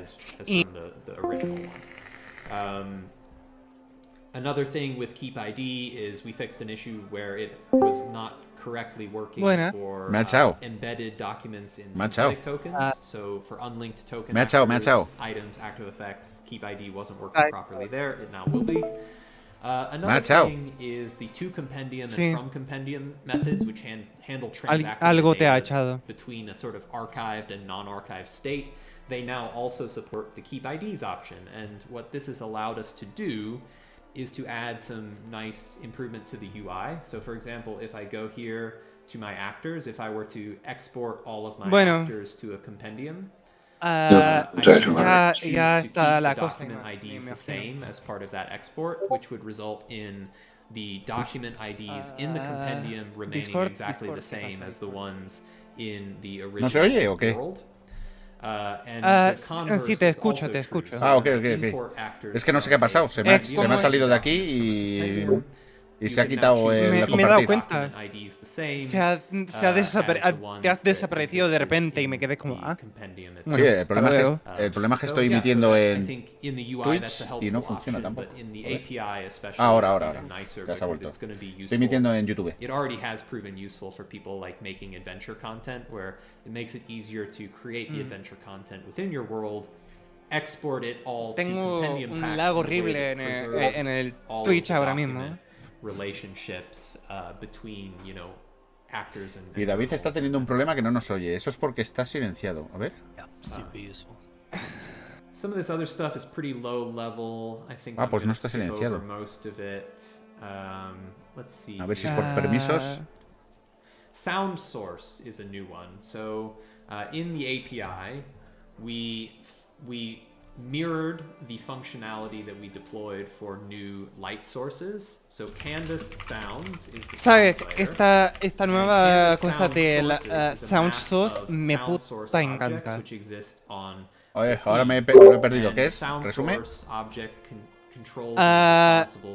O sea, están hablando ahora mismo de que han añadido eso de sonido, como la luz. Y eso me puta encanta, el hecho de que tienen esa opción ya. ¿Cuál? ¿Lo de las fuentes de sonido? Eso ya estaba. Lo que pasa es que a lo mejor las fuentes de sonido, que es cuando tú, por ejemplo, coges un coche, está al final del mapa y está el ruido del motor. Y según te vas avanzando el icono hacia él, se va haciendo más alto. Eso mola mogollón.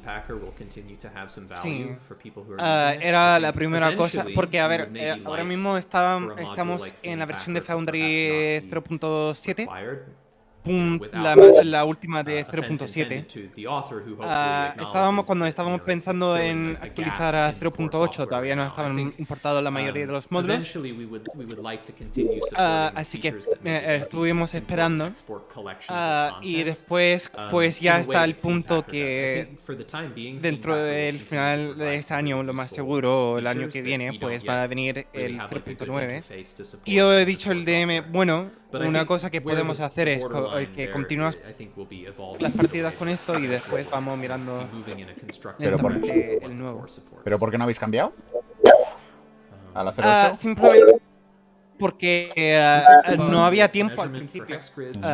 Porque como yo no soy la persona que maneja lo que viene siendo la partida, pues si falla un módulo, pues normalmente no lo sé hasta que lo comenta el DM, así que normalmente esperamos para que ambos estamos en línea. Y pues no hemos coincidido hasta ahora. Ok. No estáis viendo la transmisión, ¿no? Ahora me está dando problemas a mí para transmitir. No me deja transmitir. No, estoy mirando el Twitch. El Twitch en esta misma. Ahí ya os oigo, Viriato. ¿Cuál? Ahora te oigo, David.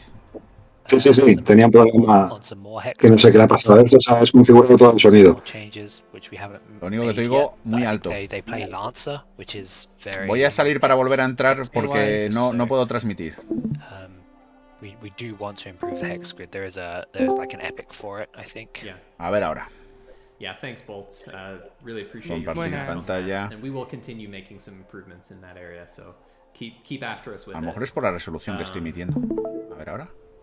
This is a fun one. Prueba una resolución más baja. Sí, es lo que estoy intentando ahora. Pues no me deja.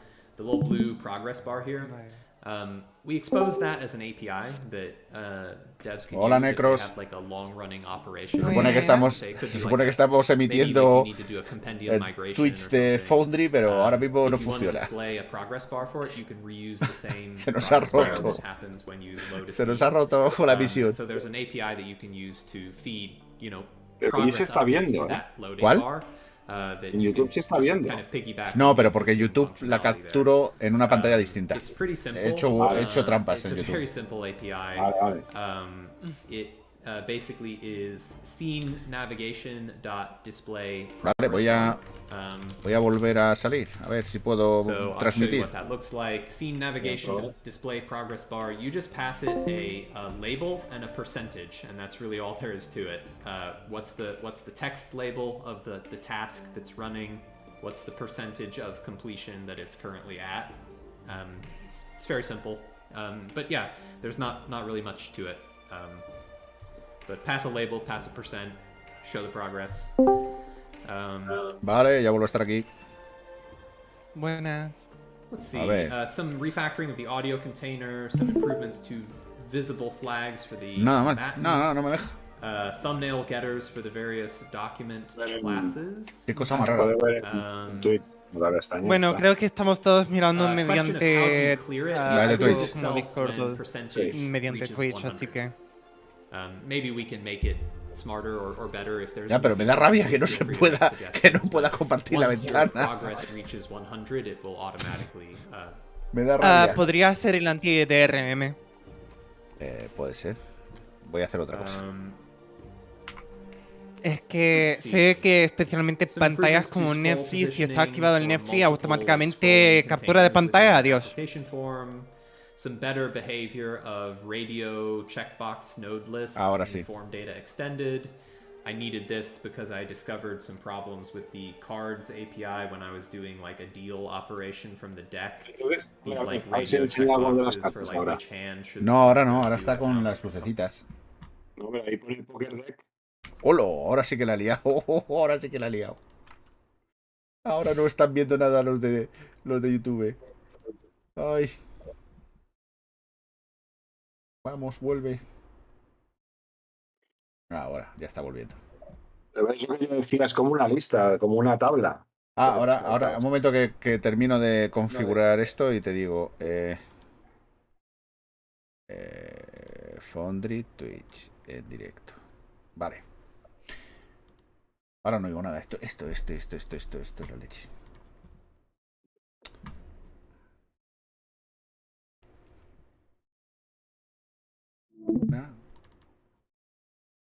¿Y por qué ahora no digo nada? Ah, porque está silenciado esto. Boatload of bug Vale. fixes. I probably am not going to go through these blow by blow because, you know, I don't think there's any of them that's like major game changers. But there's a lot of really good bug fixes in here, lots of them.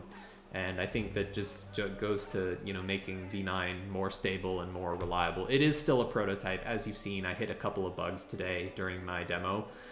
So, you know, be considerate of the fact that not everything is going to be perfect just yet. But, yeah, but I mean, we're really coming along. I think we've done a lot of bug fixing as part of this update, which means we haven't left as much to do later in the V9 cycle. Which I think en Twitch, hay en Discord, YouTube. Que estoy metiendo el Discord, ¿no? A ver ahora. Ahora ya lo he metido. Joder, lo que me ha costado, macho. Joder. All right, well that's everything. Esto es todo. Bueno. Huge overview of V9 P2. As I mentioned Nada, at the beginning no me of deja. the stream, it's going to be El Edge no me deja later emitirlo. today. So if you are eager to play around with some of this stuff, you'll be able to download it from the website later today. We will post an announcement on Discord. Bueno, dice que la va a liberar ahora dentro de un rato. It is not stable. It is unsafe Pero ya se ha ido, ¿no? Al final. use in a No, dice que la libera dentro de un rato. It is not recommended for actual gameplay usage yet. Que no la utilicemos para jugar, que seamos buenos, no rompamos muchas cosas. Va a ser estable. Sí, no, estable no va a ser. Don't rush headfirst into this. Ah, bueno, lo que te decía. Va a ser estable. Lo que te decía, estable no existe por ahora en Foundry. Que las cartas son objetos, o sea, es un nuevo tipo de documento en JavaScript que van a ser como si fuesen objetos, que hay de tres tipos: las pilas, los mazos y las manos, y que van a poder tener todos propietarios, como tienen los objetos. Entonces, tú das a usuarios 2 manos, por ejemplo, o 3, y le haces propietario de las 3 manos. Y entonces el jugador tendrá las 3 manos y podrá intercambiar cartas entre los 2. Esto soluciona el problema que tenía Thor. ¿Hasta qué punto eso va a ser manejable o usuario? Yo creo que es bastante manejable. Lo que yo entiendo es que lo que han desarrollado es la API, pero necesitarán un módulo de cartas que te permita arrastrar de un mazo, por ejemplo, o de una mano y ponerla en otro. Que eso será lo fácil para el usuario. El usuario o usuaria tendrá las 2 manos y entonces cambiará de una mano a otra. De una mano a otra. Pero eso se desarrollará, yo creo, que en un módulo. En el básico no, porque se ve que Atropos lo ha hecho bastante dependiente de sistema. O sea, el sistema es el que tiene que interpretar, el que tiene que, digamos, interactuar con la API para coger lo que él quiera de las características que tiene el nuevo sistema de cartas. A mí me ha parecido muy completo. Sinceramente, me gustaría ver una manera de añadir mazos independiente del módulo. O sea, que tenga una opción de módulo y otro importar. Claro, es que fíjate lo que ha enseñado. Ha enseñado que las cartas se ponen una a una. Eso es un trabajo de la leche. Imagínate que tienes mazos de 100 o 200 cartas. No se puede hacer. Claro. Ya ves. Para volverse loco. Por eso tienes razón de que lo bonito sería importar de un directorio. Te mete todas las imágenes, te las importa como cartas y así estaría guay, claro.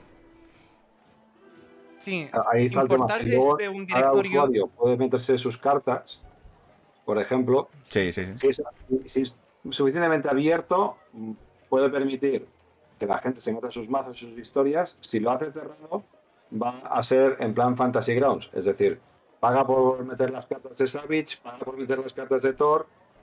Es la duda, no sé. No. Por lo que han enseñado hoy, no. O sea, tú puedes. Son objetos. O sea, puedes crear un nuevo mazo. Y lo que dice Sana, si los puedes importar todos de la vez, mola. Si los tienes que ir mano a mano, o sea, carta a carta, será bastante curro. O sea, será bastante trabajo. Bueno, y si no hay, por ejemplo, en Savage creo que hay una macro que te lo hace. Ah, vale. Por ejemplo. Bueno. Sí, bueno, claro, es.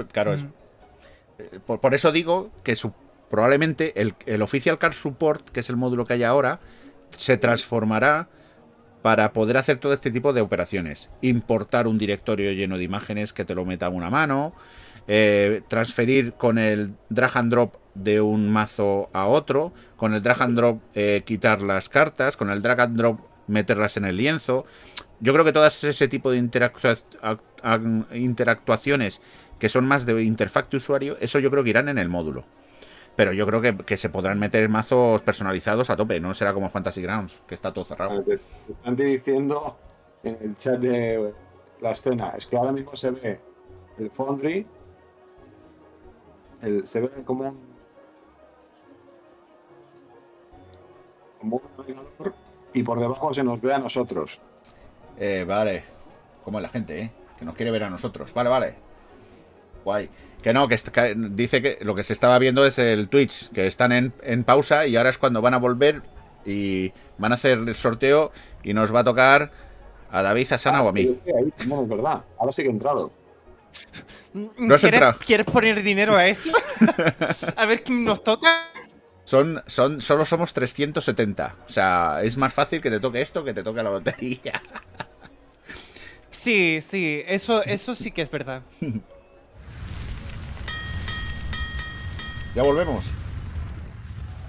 Bueno, estamos volviendo. Ahora es cuando nos va a tocar. We are back. All right, we are back. Thank you for sticking around. Everyone. I'm going to before we get going with the giveaway. Audio duplicado. Ya está, era yo. Era yo.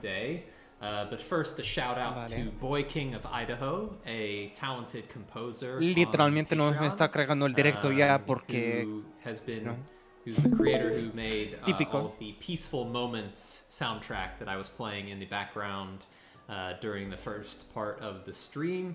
Great creator, great composer. I really like that playlist for just kind of like some low-key background music when things aren't going crazy in the dungeon. But I'm going to change it up. I'll go with some music D20 for a little bit. Hay más traducciones que son necesarias a español, por cierto. So many great musicians. Music D20. Ahora mismo, yo creo que el core está traducido a mogollón de idiomas, como 20 o por ahí. A ver, yo hablo inglés y español nativo, así que pues intento ayudar donde pueda. En español está, y en inglés obviamente también. Oh shit! I didn't do the table. Amigo, no ha hecho los deberes. No ha hecho la tabla de usuarios. One job. Let's see. Quick, set up the table. Well, that gives some bonus time for anyone who was late arriving. I can still get you in. Bueno, que todavía tenéis tiempo. Tenéis tiempo, que va a coger la lista de usuarios ahora. Usually I do this like behind the scenes, you know, when we're on break, so I'm not like, you know, frantically. En catalán, gracias a alguien.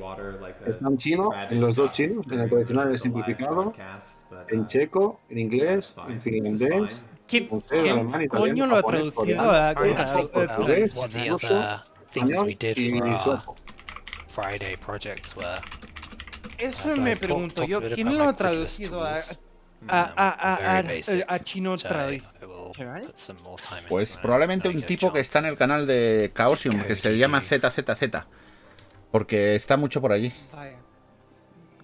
Hay mucha comunidad oriental de Foundry. Me imagino, es que tradicional es bueno. Is that a secret project? No, it's not really secret because we worked on it during the League hackathon a while ago. Yo un día le intenté preguntar, porque yo también tenía la misma duda, porque lo que más se habla es chino, cantonés y mandarín, y dijo que para estandarizar la traducción de chino lo mejor era utilizar el chino tradicional. Es lo que me dijo el tipo pero yo tampoco sé mucho. We're gonna use that like technology prototype. We're gonna use that to try and as part of an overall initiative to improving the new user. ¿Sabes lo que pasa? Que me parece que juegan a juegos de allí, que no son conocidos en el resto del mundo. Juegan a juegos propios. That we have for the next couple months, but as part of like new user experience improvements, that library. Hay mucha comunidad en Japón, dicen de la llamada, ¿verdad? Sí. Japón la llamada mucho. All right, let me get this table created. There we go, got it. So V9P2 Dev Stream giveaway. Venga, que no va a tocar. 295 of you who Solo somos were signed in 295. chat on Twitch. Venga, David You're now Montilla in the o Sana gold table. Rinomi. Congratulations to those of you who are eligible for the giveaway, and good luck to everybody. So, the rules for the giveaway today are a little bit different, and I'm just gonna spring this on our Twitch mods without any advance warning, so it's gonna be chaos.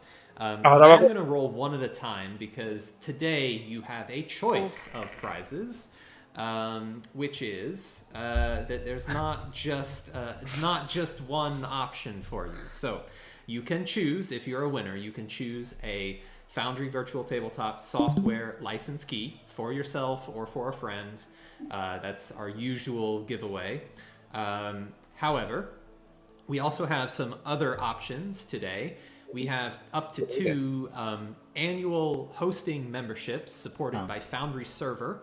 If you would like to have if you already have a Foundry key and what you'd like to have is your Foundry game hosted in the cloud on a really high performance dedicated host with Foundry Server, they will set you up with everything you need. It's going to be really fast. It's going to perform great. Don't worry about self-hosting. Don't worry about port forwarding. Don't worry about any of that. If you're interested in just getting Foundry sort of dedicated hosting for you for a year, you can get a annual subscription to Foundry Server as an option. And then the third choice is that we're testing out some merch ideas. It's going to be a while until this really reaches like general availability. But I do have a T-shirt and I can show it. I've been sitting too low for the whole stream, waiting for this moment. Here's my shirt. Here's my shirt. Very cool Foundry logo with the fiery burst design. So if you're interested in the shirt, then you can choose that as a prize option as well. Pero no costará 60 euros la camiseta. If you're a winner, in addition to no me carga el vídeo, Viriato, te lo voy a ver en directo y que va, no me carga. Es que tengo un problemilla con el directo. Lo pongo por YouTube. Ya está. Say key, hosting, or shirt. So you'll need to choose which of the 3 is the prize that you want. Bueno, lo que está diciendo es que esta vez el sorteo va a ser distinto, que tienes 3 opciones a elegir, una licencia, un año de servidor en la nube o una camiseta. Una camiseta, claramente. ¡Casi te toca, David! Estaba ahí David Montilla. I need to know if you accept this prize, and if so, which of those 3 options you choose. No estás como David Montilla. Danger Boy, woohoo, key please. I like that you were fast to respond. You have my respect, Danger Boy. All right, well done. All right, moving on. Second giveaway, rolling on the table. The Table of Destiny, Armor Piercing Tiger, number 23, Armor Piercing Tiger. Oof, that sounds terrible. Nada. That does sound very frightening. ¿Ha dicho si es en Discord o dónde, no? No ha dicho el servidor. I need to know if you accept this prize. Trabajo para ti. I work for you. Yeah, here. That's Cobalt. What? ¿Qué? ¿Te ha tocado un How do I not ever know Cobalt's Twitch name? Oh, what? We've got a lurker. We've got a spy, a secret agent in the chat. All right. Well, le ha tocado a un trabajador de Atropos. All right, we're gonna roll again, Cobalt, secret agent. You're ¿Qué son? 3 o 50? ¿Cuántas son? Jared Ryan, number 133, who I don't think works for us, but who knows? Anymore. Could be Cody.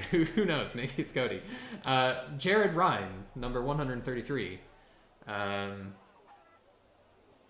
If you are here, yes, Key, thanks. Jared Ryan, you're very welcome. I will get you a Foundry Virtual Tabletop software license key. Interesante. All right. Congratulations to you. Well done. All right. Porque no son demasiados. Okay, so that's the keys are gone now because there's 2 of. I should have mentioned that there's 2 of each. So there are now left the hosting service 2, and shirts, too. So, next up, we've got Bed Rident. Si me toca, me cago en la puta vida. Number 28. Otro año de servidores. Bed Rident, number 28. If you are here, do you accept your prize? Bueno, lo que ha dicho ahora es que solo había 2 licencias y que ahora lo que está sorteando son los 2 servidores o las 2 camisetas. ¿Quién quiere el servidor de Forge? Por Dios. We kind of do this off the cuff. Bed Rident, I think he's not here, so we're moving on. We're rolling again. Vale, que no está, que le ha tocado. Igorini 1. Igorini 1, number 124. Igorini 1. Igorini. If you're here, Igorini. Igorini? Igorini. E. After the first 2 are so fast. Yeah, well, it's okay. We've done well so far. Well, I guess we've done well. We drew our own employee and we drew someone who's not here. So we're 2 for 4. It's okay. All right, I don't think Igorini's here either. So we're going again. Link switch. Link switch.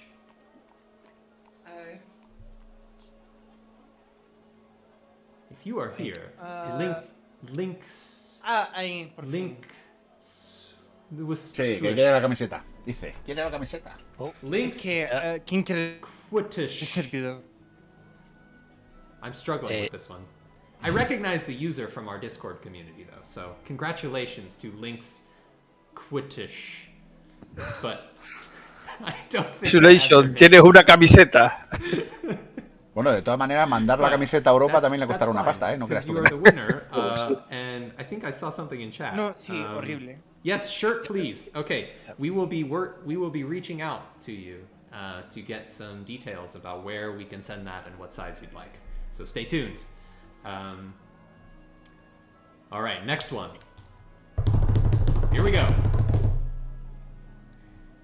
Mythanote. Number 194. Mythanote. Congratulations to you. Coño, que estás ahí, David. If you are here, and if you are interested, 3 y you are 3, the 6 más winner. arriba.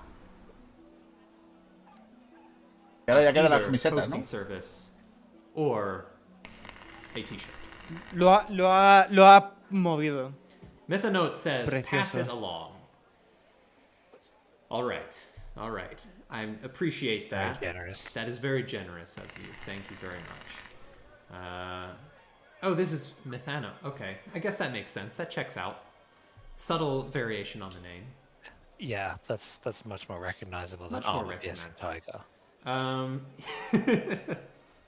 All right. Well, we'll pass it on. We'll give another spin round. Here we go. Looking for a winner. Escrobar, number 81. Escrobar.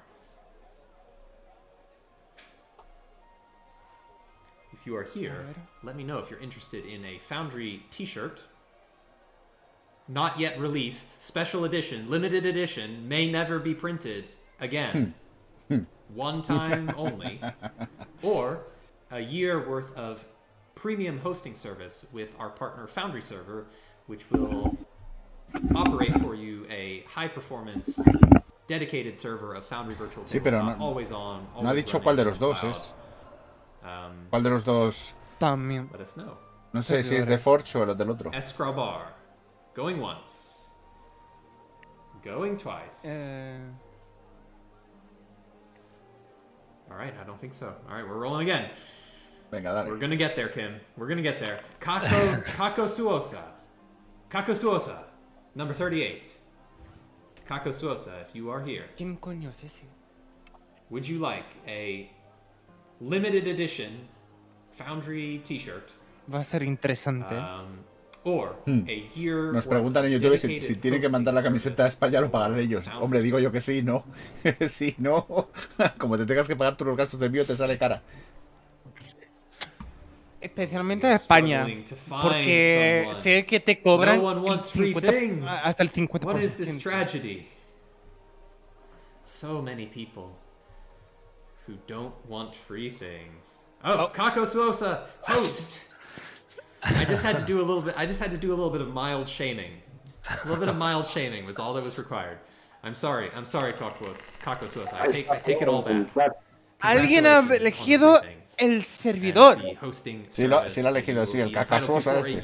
I hope it works out great for you. All right, we're gonna go at least one more. Oh my gosh. I rolled number 1. I've never done that before, I don't think, on a stream. Number 1, 10 ace games. That's incredible. That's what are the odds? What could possibly be the odds of rolling? Vamos a ver, no hace falta ser un matemático para saber cuáles son las posibilidades de que te salga el 1. Pues una entre 295. I can't even imagine that you would need a PhD in statistics to tell me what the odds of that happening. Dice que si hay algún licenciado en estadística. Probably machine learning and we're gonna really provoke people in chat. If anyone's sarcasm meter is broken, we're gonna really get you upset right now. Realmente las estadísticas son un poco distintas debido a los tiempos que 10 ace games. Did we get anything from 10 ace games? Porque no existen los números aleatorios, solo los pseudo aleatorios. Pues dependiendo del momento en el que tire. We're gonna try again. Oh, here we go. It's going. 181. Ahí está. Masag. Masag. Oh, 1. Masag. Nada, no nos ha tocado nada. Ni una camiseta. Ni una triste camiseta. Ni una triste camiseta. No nos ha tocado nada. Teníamos 6 papeletas aquí. Teníamos. Won either a shirt. Very limited, very exclusive. Or a year's worth of paid hosting service. With our porque son 4. Han sacado 2 licencias y una camiseta y un hosting. Bueno, ya. Tough times, Kim. O sea que todavía le quedan 2. Le quedan un host y una camiseta. Sí. Estoy más largo con Masag está aquí. We may be setting a record for the most rerolls. Sí. So Masago 1 has written. Sí, ahora va a tener problemas porque ha escrito una estupidez, ha escrito DAE y ahora como está el modo lento activado no puede escribir para decir acepto. Okay, all right. Es lo que están diciendo. That's okay. Que tiene el modo lento y que no puede responder. We'll accept DAE as a temporary hold on your prize. Vale, que dice que van a esperar su rato. If you can let us know if you prefer the shirt or the hosting. Estoy casi 100% segura que este tío no entiende lo que viene siendo lo que está diciendo el tío. Y está Foundry server hosting. Oh yes, we know you're here. Estoy aquí. Yes. Okay, we've got that. Masago 1. We're interested in which prize you would prefer. A ver cuál elige. Mode is deactivated. Yeah. So. ¡Qué bueno! Es verdad, ha escrito otros 2 mensajes y otra vez se pone el slow mode y otra vez no puede escribir. Pero este tío, lo que tú dices, no entiende lo que le está diciendo el Atropos. We will get details from you. We'll send a message to you on Twitch. That goes for all the winners. Vale, ya para ignorar el directo, ya como es el hosting. What next steps you need to take in order to get your prize.